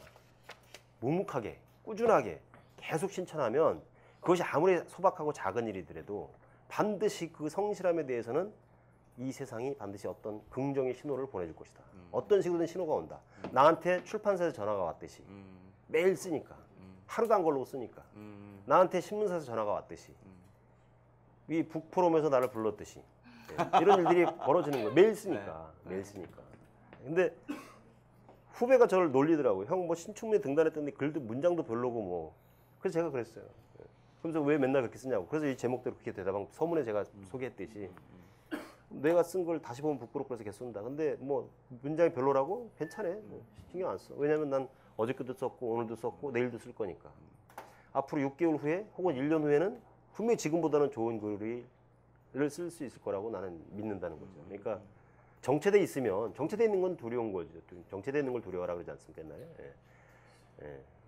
느린 거는 염려할 필요가 없는 거죠. 사실 저희 그 북포럼에서도 아까 처음에 소개를 해드렸습니다만 칼럼니스트들이 있으시거든요. 예. 저희도 있습니다. 예. 네. 선생님 저 매일 쓰지는 못하지만 그래서 꾸준히 쓰고 있는데 말씀하셨던 대로 이렇게 사실 저희가 쓰면서도 부족해 보이고 창피하고 사람들이 볼까봐 그런 경우가 많거든요. 그래서 막상 올리려고 해도 굳이 이런 창피한 글을 왜 올려야 되냐. 사실 처음에 시도하기가 되게 어려운 분들이 많거든요. 그런 분들한테는 어떻게 말씀을 해줄 수 있으시겠어요? 직접적으로 그런 경험을 제가 많이 했어요. 그와 비슷한 경험. 뭐냐면 노숙인 분들이 그러니까 뭐냐 디지털 디바이드라고 하나요? 그러니까 그 디지털 쪽에 굉장히 뭐랄까요? 모르는 분들이죠. 잘 모르는 거죠. 그러니까 컴퓨터를 모르는 분들이 굉장히 많죠. 컴퓨터를 다룰 줄 몰라요. 아예. 그러니까 과제를 해오라 그러면 손으로 써서 이렇게 과제를 제출하는데 손으로 쓰는 게 더 성의 있어 보여서 나무란 적은 한 번도 없어요. 이거 워드로 쳐오지 왜 손으로 썼습니까? 이렇게 할 이유가 없는 거죠. 근데 그렇게 단순하게 생각하지 이분이 컴퓨터를 못해서 손으로 썼다는 생각은 못했었어요. 근데 두 부류의 사람이 어떤 분은 귀찮을 정도로 제가 사무실에 앉아 있으면 찾아와가지고 이거 인터넷 하려면 어떻게 해야 됩니까? 이거 뭐 어떻게 들어갑니까? 이렇게 해요. 그런데 그분은 한 보름을 저를 귀찮게 하더니 그들은 혼자 알아서 다 해요. 다른 분은 자기가 컴퓨터를 모른다라는 게 부끄러워서 어디 누가 저기 그 영화 있지 않습니까? 더 리더라는 영화에서 한나가 그렇잖아요. 예? 그 검표원 하다가 찍어주는 검표원 하다가 너무 성실하고 그러니까 이제는 너 사무원으로 근무해라 그러니까 짐 싸갖고 도망가잖아요. 자기가 글을 모른다라는 걸 밝혀지는 게 너무 두려워갖고 그죠? 예. 그런 분들이 대부분이에요. 그러니까 컴퓨터를 모른다라는 걸 숨기고 1년 내내 1년 동안 성프란스 대학을 졸업하고 할 때까지 결국은 컴퓨터를 못 다루는 분들이 있는 반면에 모른다는 걸 떳떳하게 밝히고 나 컴퓨터 모르는데 어떻게 하면 됩니까? 물어봐요. 그러면 제가 그러죠. 시간 날 때 PC방과 자판 연습해라. 자판 한 일주일 연습한 다음에 그 다음에 또 오십시오. 자판 그래도 이게 독수리 타법이라도 그래도 좀 칠 줄 알 단계가 됐을 때 그 다음에 인터넷 들어가는 법, 마우스 다루는 법 가르쳐주면 사실 요즘 컴퓨터 굉장히 쉽잖아요. 뭐 옛날처럼 뭐 도스 뭐 이런 뭐 명령어 쳐가지고 패스 해갖고 이런 시대가 아니잖아요. 그럼 클릭만 하면 다 들어가지는 거잖아요. 근데 이 자판 치는 것도 안 되고 그러니까 기계에 대한 두려움이 있고 그래서 1년 동안 숨기면서 결국은 컴퓨터를 못 배워갖고 나가는 게 굉장히 많은데 제가 중국 컴퓨터도 좀 도네이션을 받았어요. 여러분들 컴퓨터 교육해야 된다. 취직하려면 컴퓨터를 기본적으로 다뤄야 되잖아요. 그래서 그렇게 했었는데 그걸 감추고 있는 분들 아까 말씀드린 칼럼 쓰는데 부끄럽다. 특히나 누구한테 보여주는 글을 쓴다는 게 두렵죠. 내가 나름대로 굉장히 고민했었는데 결국 이것밖에 안 되라. 내 수준이 뽀록 난다 쉽게 말해서 그래서 이제 두려워하는데 썼는데 좋아요 아무도 안 눌러주고 막. 네, 그런 경우 있죠. 성과율 같은 거 그런 없을 때 어떠세요? 단박에 성과가 나오기를 바라기보다는 네. 꾸준히 쓰다 보면 언젠가는 저도 처음에 400자 칼럼 써도 이게 뭐야 아무 반응 없었어요. 한 달 동안 한 좀 20일 정도 지나니까 좋아요 눌러주는 사람도 생기고 처음에 비아냥되는 댓글이 많았습니다. 어떤 분야에서 전문적인 깊이 있는 지식이 없으니까 짧은 글밖에 쓸 수 없는 거지 너는. 이런 반응도 있고. 그러니까 뭐 학문적 깊이가 없으니까 그걸 예를 들어서 4,200자로 쓰라 그러면 못 쓸 텐데 420자 짧게 쓰는 거니까 가능한 거지 뭐. 이렇게 비꼬는 사람들이 굉장히 많았습니다. 근데 그 말이 맞는 말이기도 하고요. 정반대로 얘기하면 잘 알기 때문에 축소해서 쓸 수 있는 겁니다. 압축할 수 있는 거예요. 잘 모르면 압축을 못 하죠. 압축을 자기만족적으로 압축하는 게 아니라 나름대로 객관적으로 압축을 해야 되는 거잖아요. 그러니까 저는 거꾸로 강변했죠. 거꾸로 나는 잘 알기 때문에 짧게도 쓸 수 있는 거다. 이런 식으로 댓글을 또 막 저 맞대응하기도 하고요. 네. 지금은 뭐 694회를 썼습니다. 그러니까 694회를 썼다는 얘기예요. 와. 매일 칼럼을. 와. 지금은 420자라는 글자 수제한이 폐지가 돼서 네. 2,000자도 쓰고 3,000자도 쓰고 그럽니다. 네. 근데 이제 제가 개인적인 뭐 어떤 사정이 생겨서 네. 왜냐면 이제 700회를 앞두고 네. 갑자기 브랜드 제가 좀 이 체제를 바꿔봐야 되겠다. 칼럼을 좀 이렇게 그냥 랜덤하게 쓸 것이 아니라 네. 좀 나름대로 목적의식을 가지고 써야 되겠다. 그래서 네. 지금 프로그램 새로 설계하는 지금 기간입니다. 지금 그래서 시리즈별로 쓰시더라고요 지금은 보니까. 예, 그래서 네. 지금은 이제 그걸 이제 놓고 있는데요. 네. 어쨌든 694회면 근 2년이죠. 네. 눈이 오나 비가 오나 바람이 부나 하루도 안 걸어. 술 먹었을 때는 예를 술 들면 먹는 날도 씁니다. 진짜요? 네, 그럼요. 음주 네. 이거네요. 정말 부끄러울 수도 있을 것 같은데. 그런 네. 부끄러운 글들이 굉장히 많이 있죠. 그 음주가 아니라 제정신을 쓴 글도 부끄러운 글들이 많이 있고. 네. 부끄러움을 부끄러워하면 네. 부끄럽다고 감추기만 하면 안 늘잖아요. 안 네. 되잖아요. 부끄럽지만 드러내놓고 나 이렇게 생겼습니다. 뭐 나 네. 이렇게밖에 못 씁니다. 작가라고 하지만 네. 네. 그렇게 검증 받으면서 조금씩 나아지려고 하는 게 저를 발전시키는 거죠. 네. 쓰시는 시간대가 따로 있으신가요? 그것도 이제 시간대가 옮겨 다녔는데 처음에 한 1년간은 주로 아침에 썼어요. 7시, 6시 반에 일어나서 7시 쓰는데 30분이면 다 써요. 30분 정도 되는데 지금은 이제 오후 시간대로 좀 바꿨다가 뭐 그때 생활 패턴에 따라서 어떤 일을 하고 있느냐에 따라서 달라지는 거죠. 그거는. 주업은 아니니까 그게 주업을 하면서 강의가 뭐 오후에 강의가 있으면 오전에 쓰고 오전에 강의가 있으면 오후에 쓰고 이런 식으로 바뀌는 거죠. 네. 아우, 말씀을 너무 잘 하셔가지고요. 이건 뭐 시간 가는 줄 모르겠습니다. 그 빅이슈 얘기를 안 할 수가 없거든요. 태기 선생님 질문 좀 해주시죠. 네. 자, 이 책이 빅 이슈인데요. 혹시 이 책 오늘 압구정에서 압구정역에 딱 나오면 3번 출구에서 팔고 있는 거 보신 분 계시나요? 네. 사신 분 있으세요? 이거는 제가 빅 이슈에 대해서 저도 잘 모르고 있었는데 어떤 친구가 그러더라고요. 이걸 사면 그 노숙인들의 재활을 돕는 거다. 그 얘기를 하고 한두 번 사긴 했고 저도 많이는 못 사봤어요. 한 3번 정도 산 것 같은데 이 빅 이슈를 한국에 가져오신 분이 바로 이 저자님이세요. 네. 저자님이 여기에 대해서 더 진지하게 설명을 해주시면 좋을 것 같습니다. 설명이 길 것 같은데 되도록이면 압축을 해보겠습니다. 네. 예. 420, 감사합니다. 420자로 한번 압축해. 예, 노숙인 인문학 강의를 한 3년 정도 하고 나니까 이분들이랑 굉장히 친해졌는데 이분들이 참 안타까운 게 이제 인문학 강의 듣고 나서 이제 자활을 해야 되겠다 이런 의지를 갖기 시작했는데 문제는 우리가 사실 아까 제가 말씀드렸듯이 사지 멀쩡한 사람이 일은 안 하고 저렇게 술만 먹고 논다고 얘기를 하지만 살짝 바꿔서 생각해 보면 그분들을 과연 일할 때가 있을까요? 우리 사회에서? 노숙인들이 가서 일할 때가 어디가 있을까요? 노동 현장? 거기는 외국인 노동자들이 반값 임금만 받고 다 차지하고 있죠. 3D 업종 다 외국인 노동자들이 차지하고 있죠. 일반 기업에서 신용불량은 기본이고 주민등록 말소 상태에 있고 거리의 삶을 살았으니까 기본적으로 알코올릭 가지고 있고 속 내장 다 뒤집어진 사람들이고 그죠? 그 이전에 어떤 일을 하다 망했는지도 모르는 사람이고 노름하는 사람이고 누가 써주겠습니까? 그 사람들이 일할 데가 없어요. 일을 하고 싶어도 할 데가 없다는 거죠.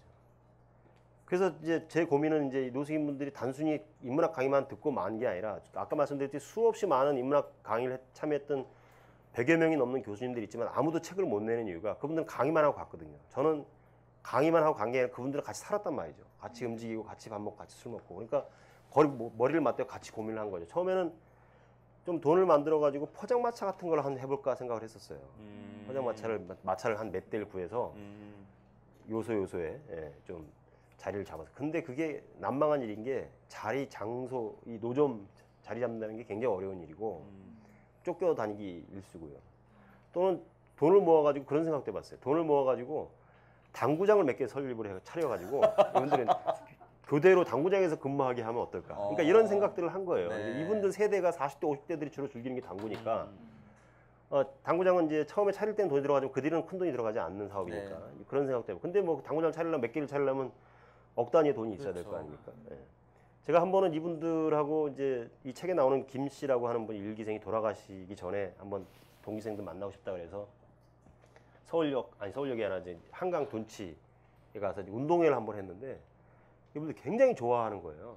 막 수건 돌리기 이런 거 하는데 막 진짜 어린애처럼 까르르 막 웃고 막 발야구를 하는데 막 진짜 전력을 다해서 뛰고 그러더라고요. 뭐가 그렇게 재밌냐고 그랬더니 참 뭉클하게 만드는 그런 얘기를 하더라고요. 자기들은 항상 남들이 가족 단위로 와서 놀고 어울려 재밌게 노는 거를 구경만 하는 사람이었는데 자기들이 나타나면 관리인들이 와서 나가라 그러고 쫓겨내고 쫓아내고 쫓김만 당했던 사람들인데 오늘은 이 잔디밭에서 내가 직접 주인공이 돼서 뛰어노니까 너무너무 좋다. 네? 행복한 사람들만 노는 데가 아니라 우리도 여기서 논다. 이제 관리인들한테 제가 이제 명색이 교수라고 와서 제가 이제 좀 우리 좀 놀게 좀 해달라고 부탁을 했죠. 네. 그래서 이제 이분들이랑 같이 이제 운동회를 하고 또 같이 술 먹고 이렇게 쭉 얘기를 하면서 이제 또 상의를 했는데 뭐 생계를 위해서 뭐 우리가 공동체를 만들어 가지고 뭐 돈벌이 해보자 이런 의견도 나오고 여러 가지가 나왔는데 결론이 안 나오더라고요. 그래서 고민을 하던 끝에 제가 이제 사회적 기업에 관심이 좀 있어서 경향신문의 유병선 선배가 쓴 그 보노보 혁명이라는 책이 있습니다. 그게 이제 세계 사회적 기업들에 대해서 쉽게 소개한 책인데 거기에 보니까 뭐 다양한 사회적 기업들이 있는데 그중에 이제 빅이슈라는 것도 들어있고요.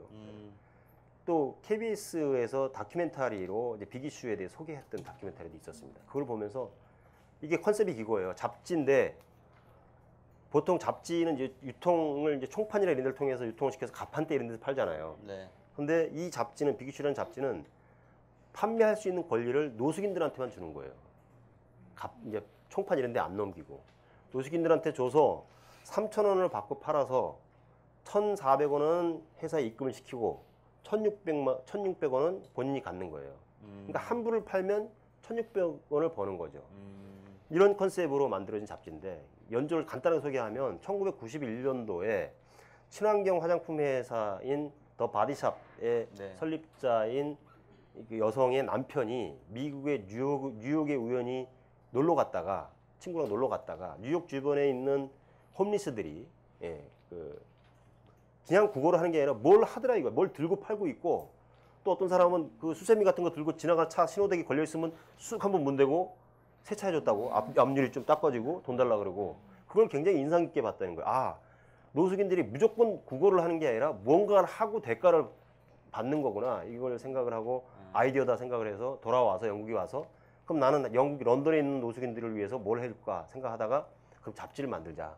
잡지를 만들어서 다른 데에다가 넘기지 말고 이 사람들 손에 쥐어서 이 사람들만 판매를 할 수 있게 해주면 그러면 이 사람들이 잡지를 팔아 돈을 벌 수 있지 않겠느냐. 이 컨셉을 1991년도에 만든 거예요. 그거를 이제 제가 정보를 입수했죠. 그래서 영국에 혼자 갔습니다. 2008년도에 영국의 비기슈 본사를 찾아갔어요. 무작정 찾아가서 내가 한국에서도 비기슈 코리아라는 걸 한번 만들어 보고 싶다. 내가 돈을 벌기 위해서 만들겠다는 게 아니고 내가 한국에서 노숙인들 대상의 인문학 강의를 했던 사람인데 한국에서도 노숙인들이 취직할 데가 없다. 근데 이 비규슈라도 만들어서 이분들한테 일자리를 줬으면 좋겠다. 근데 거기서든지 오케이 한번 해봐라 이렇게 얘기를 해서 이제 한국에 돌아와서 방송 뭐 신문 이런 데 찾아다니면서 홍보를 많이 했죠. 비규슈라는 잡지를 만들자. 많은 사람들 만났어요. 정치인도 만나고 뭐 돈 많다고 소문난 사람들 다 찾아다니면서 만나보고 잡지를 창간하려면 자본이 있어야 되지 않습니까? 다양한 사람들 만났는데 대부분의 사람들이 다 부정적으로 얘기를 하더라고요. 부정적으로 얘기하는 이유가 뭐냐면 잡지 시대는 갔다는 거예요. 일단 인터넷 뭐 이런 것이 일반화되면서 잡지는 이제 더 이상 생명력이 없는 매체다. 두 번째는 영국 같은 데는 기부 문화가 잘 돼 있어서 도네이션 문화가 있기 때문에 홈리스가 잡지를 들고 팔면 사람들이 지나가는 사람들이 사주지만 한국 사람들은 아마 거들떠도 안 볼 거다.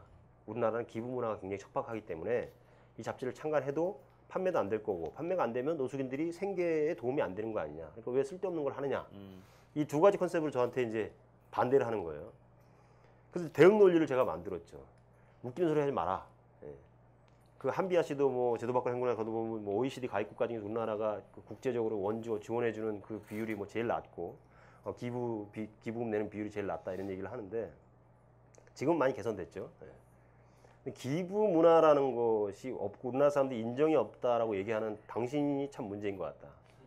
당신의 마음이 각박한 거지. 사실은 우리나라는 인정이 넘치는 그런 사람들이 모여 있는 곳이 우리나라다. 옛날에 저기 시골 같은 데 가면 저 동막골에 나오는 머리에 꽂고 다니는 여성들 다 한 명씩 있었어요. 그죠?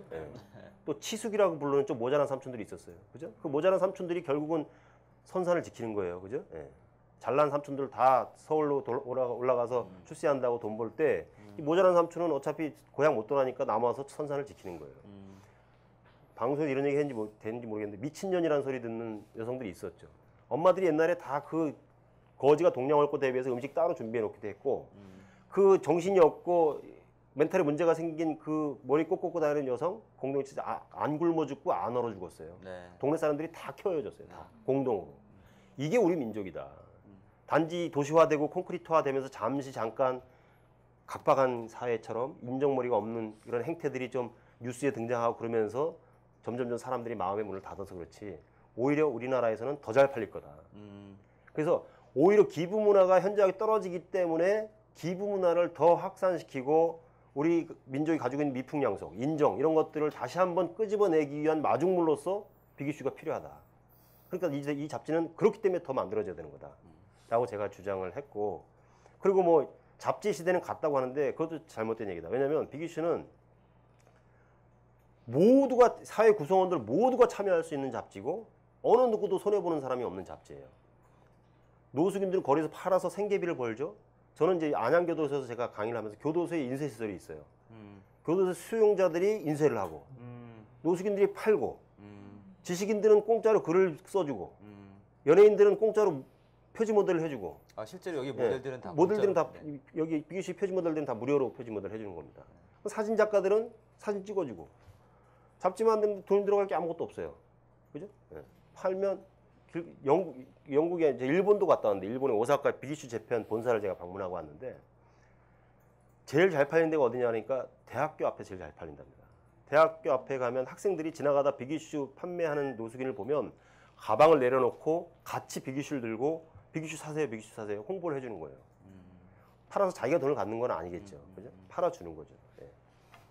영국에 가서 제가 그 어떤 숨어서 봤어요. 비기슈를 정말 사람들이 사는지를 보겠다고 숨어서 봤는데 굉장히 많은 사람들이 사더라고요. 그 중에 제일 예쁜 여자를 제가 쫓아가서 물어봤죠. 네. 백인 여성인 26살짜리 네. 백인 여성인데 이 비기슈를 왜 샀냐 그랬더니 그분이 굉장히 멋있는 말을 하더라고요. Working not begging. 저 아저씨가 옛날에 앉아서 국어를 할 때는 돈 주고 싶은 마음이 없었는데 지금 일어나서 당당히 일을 하고 있지 않냐. 워킹 하는 거. 일하는 거다 이거죠. 국어를 하는 게 네, 아니라. 네. 비기슈의 모토거든요, 그게. 네. 그냥 국어를 하지 말고 일을 해라. 그러니까 한 푼 줍쇼는 국어이지만 비기슈를 들고 비기슈 사십시오 하는 건 일이잖아요. 네. 잡지를 판매하는 일을 하는 거잖아요. 네. 시민들의 의식이 달라지는 거죠. 국어라는 사람들 볼 때마다 오히려 더 짜증 나잖아요. 아까 그랬잖아요. 그죠? 대부분의 사람들 그렇거든요. 근데 일을 하고 있는 모습은 얼마나 도와주고 싶은 마음 저절로 아는 거죠. 네. 아름다워 보이고. 네. 그러니까 자기는 산다는 거예요. 네. 그래서 그 비기슈의 모토이기도 하고 또 그 백인 여성이 이제 비기슈의 취지를 잘 알고 있는 거죠. 예, 그래서 한국에서도 성공할 거다라고 생각해서 3년 동안 뛰어다니면서 굉장히 열심히 준비를 했는데 결과적으로 저는 쫄딱 망하고 제가 이제 도저히 더 개인적인 힘으로는 안 될 것 같아서 저보다 더 능력이 있는 단체에다가 모든 걸 다 넘겨주고 네. 그래서 나온 지 3년 됐죠, 비기슈가. 혹시 지나가 그래도- 다니시다가 비기슈 발견하면 하나 사십시오. 네. 그래도 정말 애정이 많은. 그렇죠. 제가 네, 직접 최종적으로 하진 않으셨지만 네. 그죠. 낳은 네. 자식은 아니지만 제가 산파 역할을 네. 비슷한 걸 했죠. 네. 예. 알겠습니다. 저 마지막 질문으로 우리 김수 쌤이. 아, 네. 그럼 가족사 한번 제가 질문 드릴게요. 예. 그 책 보면 예. 그뭐 어머니나 아까 어머니 얘기 처음에 좀 하시긴 했는데 어머니나 또 아내 그다음에 두 딸에 대한 얘기들이 많이 나오거든요. 그래서 작가님 혹시 작가님에게 있어서 그 가족이라는 의미를 한번 좀 설명해 주시겠어요? 어떤 의미세요? 다 똑같죠. 뭐 가족은 뭐 굳이 설명할 필요가 없는 사람들이죠. 뭐 이런 의미다 저런 의미다라고 설명하는 게 오히려 더 구차할 수 있을 것 같고요. 설명이 필요 없는 사람들이고 저랑 가장 가까운 사람들이고 아니 책에 보면 저를 잘 사실 이해해 주는 그 사람들이고, 매일매일 네, 올리신 글이라서 예, 네. 예, 예. 어머니에 대한 어머니에 이야기, 예, 예. 특히 아내분에 대한 미안한 마음이 되게 많이 나와 있더라고요. 예, 예. 진짜 미안할 것 같더라고요. 일단 저희 집사람한테 제일 네. 미안한 거는 네. 일단 저희 집사람은 굉장히 미인이에요. 근데 제가 못생겨서 미안합니다. 일단은 집사람한테. 네. 두 번째는 이거 벌써 반응이 오잖아요. 네. 네. 정치적 발언이신 것 같은데요? 아니, 정치적 발언은 아니고 네. 첫 번째로 미안한 거는 못생겨서 미안하고 두 번째로 미안한 거는 돈을 못 벌어서 미안하고 세 번째로 미안한 거는 어머니를 모시고 사는데 그 어머니가 요 근래 이제 치매 초기 증세를 보이시면서 굉장히 가족들을 힘들게 합니다. 그러니까 이 치매 초기 증상 중에 대표적인 케이스가 뭐냐면 아들은 잘 알아보는데 며느리는 못 알아봐요. 그리고 며느리에 대한 구박이 굉장히 심해져요. 그게 이제 치매 초기 증상의 아주 공통적인 현상이라고 그 얘기를 하더라고요. 근데 제가 워낙 우리 어머니하고 떨어지고 싶지 않은 생각을 갖고 있는 사람인지를 잘 아니까 저희 집사람이 그렇게 구박받고 잘못해서 구박받는 거하고 잘못한 게 없는데 받는 거하고 다른 거잖아요. 근데 네. 그런데도 불구하고 묵묵하게 견뎌주고 그래서 너무너무 고맙고 한 번은 이런 저희 집사람이 이제 직장을 다니다가 한 10여 년 다니다가 퇴직금을 받아서 그걸로 지금은 식당을 합니다. 식당이 뭐 큰 돈을 버는 식당은 아닌데 단골들이 있어서 기냥저냥 운영은 되는데 아니 소개하시죠. 수원 네. 네. 수원에 있는 북문에 있는 쌈밥집이에요. 예. 네. 북문 수원 북문 성곽길 걸으시다가 이렇게 한번 홍보하는 혹시, 거죠. 예, 한번 들으실 기회가 네. 있으시면 청산 쌈밥이라고요. 예, 근데 그런 얘기를 하더라고요. 집사람이 지금 한창 제가 더울 때잖아요. 주방에 저희 집사람이 식당 주인이지만 아주머니들을 두고 일을 하지만 본인 직접 요리를 해요. 그러니까 주방의 온도는 한 보통 기온보다 한 10도 이상 올라가거든요. 한 50도 가까이 더운 그 주방에서 하루 종일 땀을 벼디 쏟아가면서 일을 하는데 그 손님들 맞고 하는데 그런데 찾아온 손님이 여기가 최준영 씨 부인이 하는 식당이죠 하면서 아는 체해졌을 때 그날 고생하고 힘들었던 걸 싹 잊게 된다 그러더라고요. 그래서 제가 돈을 많이 벌어다 주는 남편은 아니지만 네. 가끔 힘들고 좀 의기소침할 때 그래도 우리 남편이 그래도 사회에서 욕먹는 사람은 아니구나 하는 걸 확인할 때 그 힘든 걸 견딜 수 있었다 이런 얘기를 해주더라고요. 그래서 뭐 저도 네. 일조를 하고 있구나 자부도 하고 그랬던 적이 있어요. 그래서 뭐 흔히 오는 기회는 아니지만 방송 나가고 있거든요. 아 그래요? 사모님이 아마 못 보실 것 같아요. 시간인데 사모님께 영상 편지 짧게 한번 해주시죠. 네.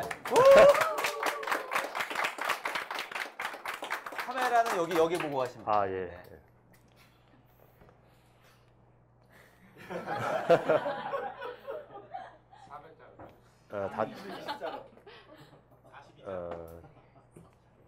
제일 못하는 걸 시키셨네. 제가 우리 다정이 다혜가 6살, 4살 됐을 때 결혼식을 했습니다. 처음에 결혼식도 못하고 같이 살았었는데 어느 날 유치원에 갔다 온 다정이가 엄마 아빠 결혼 사진이 왜 없냐고 물어보길래 저는 결혼을 하자고 했고 집사람은 결혼 사진만 찍자고 얘기. 편지를 하라는 거예요. 지금? 영상 편지. 네, 영상 편지. 아 그래요? 네. 네. 제일 못하는 거. 여보. 목소리 고르지 않게 나오는데 못난 남편 만나서 고생 많이 하는데 고맙고 고생 아무 의미 없는 고생을 하면 더 힘들겠지만 나름대로 의미 있는 하려고 발버둥 치는 남편이니까 믿고 계속 신뢰해주면 지금보다 더 자랑스러운 남편, 많은 사람들한테 기쁨을 주는 남편이 될 수 있도록 노력할게. 그동안 견뎌줘서 고맙고 앞으로도 지금처럼 변함없이 서로를 신뢰하면서 살 수 있었으면 좋을 것 같아. 사랑해 여보.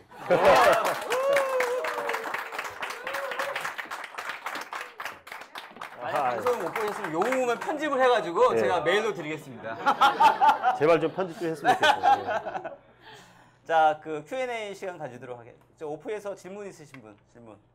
시간이 길지 않기 때문에 많이는 못하겠지만 그래도 최대한 질문 받겠습니다. 질문 있으시죠? 네, 온라인도 질문 있어요. 온라인도 네네. 체크해보고요. 온라인도 확인하겠습니다. 그 아까 그 노숙인들이 그 강의하실 때 질문을 되게 공격적으로 한다고 그랬잖아요. 네. 그러면 만약에 노숙인들이 이런 이제 토크쇼 MC를 본다면 어떨까? 어떻게 생각하세요? 왜냐면 토크쇼 MC라는 거는 되게 그 질문을 좀 진하게 하는 게 중요하거든요. 그러면 앞으로 인문학 강의 같은 거 할 때 노숙인들 이렇게 토크쇼 형태로 해요. 노숙인들이 MC를 보는 거죠. 그 교수님이나 이렇게 오고 이렇게 하는 거 어떻게 생각하세요? 이런 포맷은 좋은 포맷인 것 같습니다. 한번 해보세요. 제가 출연할 분은 제가 섭외를 해드리겠습니다. 한번 한다면 네. 그러면 저희가 이런 스튜디오에서 저희 스튜디오에서 영구적 못할 것 같고 한두 번은 제가 할 수 있게는 해드릴 수 있을 거거든요. 예. 네. 만들어봤으면 좋겠습니다. 재밌을 것 같아요. 출연료로 소주 좀 주면 좋겠네요. 저기 온라인 질문 하나 말씀을 드릴게요.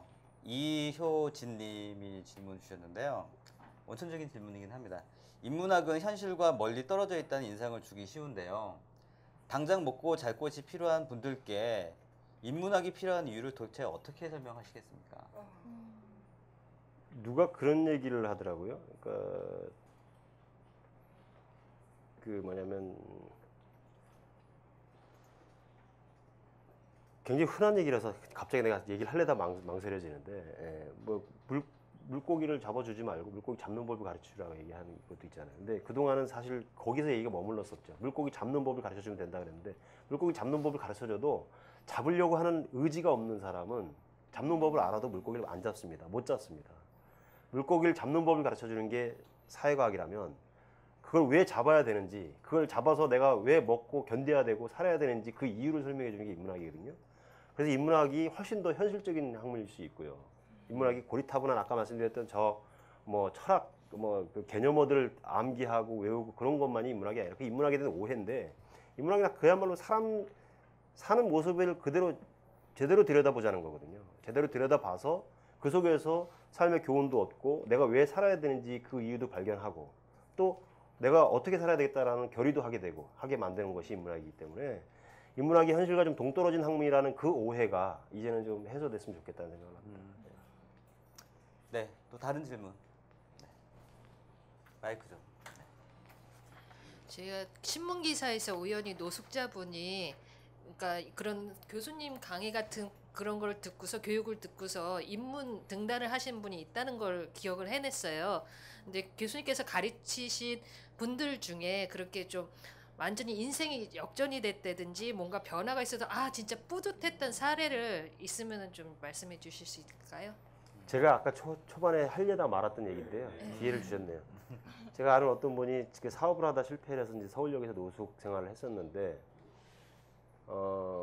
인문학 과정에 참여를 하고 나서 2년 정도 지나서 다시 저를 찾아왔는데 트럭 운전을 하시는 거예요. 한 20톤짜리 탱크로리 굉장히 큰 트럭을 운전을 하시는데 그분이 이제 저한테 이제 운전도 하고 돈도 많이 벌고 그러니까 많이는 아니지만 돈도 잘 버니까 저한테 술 한 잔 사겠다고 찾아왔어요. 그래서 그분이 그동안 2년 동안 살았던 얘기를 하는데 참 감동적이더라고요. 어느 날 서울역 근처에 운전사를 구한다는 그 공고가 뜬 걸 보고 그 차주를 찾아간 거예요, 이분이. 그래서 무조건 자기가 하겠다고 거의 생떼를 쓰다시피 해서 고체해서 그 차주를 감동을 시켰는데 근데 그래서 좋다 그러면 한번 해봐라라고 허락을 받았는데 근데 부탁이 하나 있습니다. 뭔데? 그랬더니 제가 운전면허가 없습니다. 그랬대요. 그러니까 운전면허가 없는 상태에서 운전을 자기가 하겠다고 찾아간 거죠. 근데 탱크로리인데 대형 면허가 있어야 되는 거잖아요. 근데 이분이 주민등록 말소 상태였어요. 빚이 워낙 많아서.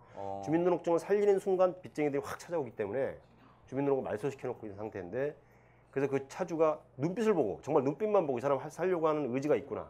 그래서 운전면허를 따도록 기다려준 거예요. 학원비도 도와주고. 그래서 운전면허를 따고 운전면허 시험 볼 때만 살짝 주민등록 살려서 시험 보고 하고 그렇게 하고 이제 이분이 처음에 조수생활 몇 개월 하다가 본인 직접 운전을 하게 됐는데 제가 너무 깜짝 놀래가지고 거짓말 같잖아요. 운전사를 구하는데 운전면허증이 없는 사람이 와서 운전하겠다. 그런 말도 안 되는 용기가 어디서 나온 거냐 내가 물어봤더니 그분이 그런 얘기 하더라고요. 당신이 수업 시간에 나한테 가르쳐줬잖아. 그러면서 하는 얘기가 빅터 프랭클의 죽음의 수용소에서라는 책에 보면 니체가 했던 말 중에 왜 사는지 그 이유를 아는 사람은 어떤 고통도 이겨낼 수 있다. 삶의 의미를 아는 사람은 고통을 이겨낼 수 있다. 이 얘기죠. 굉장히 유명한 말이죠. 예. 그 말을 제가 이제 소개를 한 적이 있어요. 근데 그거를 이제 이분이 필기해놓고 암송을 하고 다니는 거예요. 내가 삶의 목적만 확실히 있으면 나 아무리 고통스러워도 살 수 있다. 이 생각을 하고 있었거든요. 그래서 그 말을 자기 머릿속에 새기고 있었고 그리고 어느 순간 자기가 삶의 목적이 생겼다. 그 목적이 뭡니까? 그랬더니 술 한 잔 먹었기 때문에 이분이 술술 얘기한 건데 목적이 뭐냐면 아주 단순한 거였어요. 딸이 있대요. 근데 지금은 만나지 못하고 아버지가 노숙자가 되는 순간 노숙 생활을 하기 시작하면서 딸을 못 만났는데 어느 또 딸이 이제 대학도 졸업하고 이제 결혼할 나이가 됐는데 비록 못난 아빠지만 우리 딸이 결혼할 때 반드시 내가 손을 잡고 직장에 데리고 들어가고 싶다. 우리 딸을 내가 손을 잡고 데리고 가는 아빠가 되고 싶은데 그러면 손을 잡고 들어가려면 노숙자 생활을 더 이상 하면 안 되는 거 아니에요. 내가 자활을 해야 될 거 아니에요. 그래서 이거 놓치면 나는 죽는다.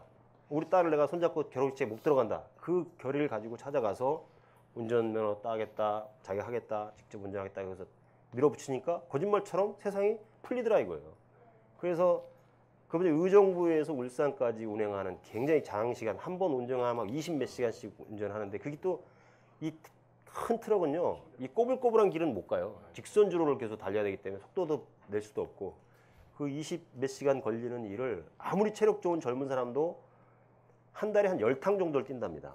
그럼 한 번 뛰면 한 20만 원 버니까 10탕이면 200만 원 정도 버는 건데 이분은 60 가까이 되신 분인데 15탕을 뛰는 거예요. 남들보다 더 뛰는 거죠. 한 번이라도 더 뛰면 그만큼 돈을 더 버니까.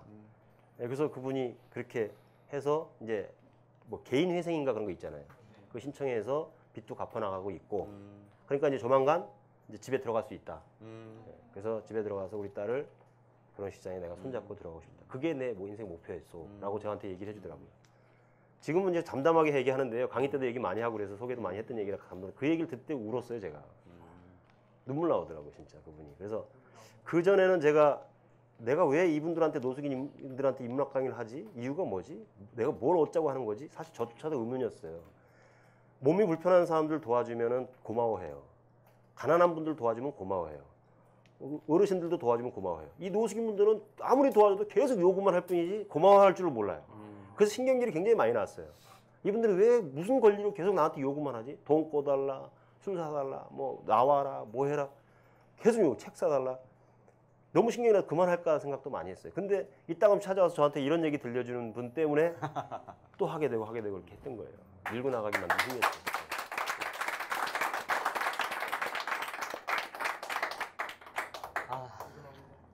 좋은 말씀 감사합니다. 다음 주 소개하겠습니다. 다음 주는 8월 28일 수요일이고요. 정지훈 저자님의 내 아이가 만날 미래라는 책을 가지고 이야기할 겁니다. 그래서 정지훈 저자님 저희 포럼에도 매번 나오시고 해서 새로 책이 나왔는데 좋은 시간이 되지 않을까 생각이 되고요. 저희 포럼 페이지 있습니다. 저희 칼럼도 많이 올라오고 좋은 글들 많이 올라오는데요. 좋아요 현재 1,100명 넘어 있거든요. 좋아요 많이 눌러주셔가지고 더 많은 분들이 이런 지식 나눔의 이런 행동이나 이런 글들을 전파할 수 있도록 도와주시면 감사하겠습니다. 그 다음에 저희 그 포럼 그룹이 있고요. 자유롭게 자기의 생각들, 관점들 나누는 공간입니다. 그래서 저희 이런 포럼에 오시면 이런 자기 봤던 관점이나 의견, 감상 이런 것들 여기 포럼 그룹에 올려주시면요. 많은 사람들이 그런 이야기들 나눌 수 있는 그런 기회가 되지 않을까 생각이 되고요. 말씀드렸듯이 우리 칼럼니스트들 있거든요. 이렇게 계속 저희 포럼에 계속 올려주고 있습니다. 많이 좋아요 눌러주시고요. 좋은 글 쓰고 싶은 마음 있으시면 아까 저자님 말씀하셨듯이 용기 내시고 저희한테 말씀해 주시면 누구든지 다 글을 쓸 수 있습니다. 저희 네이버 블로그도 운영을 하고 있고요. 계속 이런 데이터들이 글들이 올라가고 있습니다. 네, 저기 저자님 1시간 반 동안 저희 질문들을 사실 많이 못했어요. 엄청 많은데요. 마지막으로 오늘 소감이나 또 앞으로의 계획 잠깐 간단하게 말씀을 해주시고 끝내는 걸로 하겠습니다. 앞으로의 계획은 앞으로도 글을 계속 쓸 겁니다. 예. 강의도 계속 할 거고요. 예. 오늘 이 자리 만들어줘서 너무 감사하고요. 제가 이런 방송에 익숙치가 않아가지고 막 강의하듯이 한번 질문 한번 받으면 끊어야 되는데 계속 이어서 얘기를 하고 있는데 방송이 좀 지루하지 않았을까 염려가 되는데요. 예. 들어주셔서 감사하고요. 예. 오늘 제가 방송에서 했던 얘기 중에서 노숙인과 관련된 얘기들을 좀 한 번쯤 가지고 돌아가셔서 혹은 길거리에서 혹은 전철에서 부대찌개 된 노숙인들을 만났을 때 좀 더 따뜻한 시선으로 한번 바라봐 주셨으면 하는 그 바람입니다. 감사합니다. 예.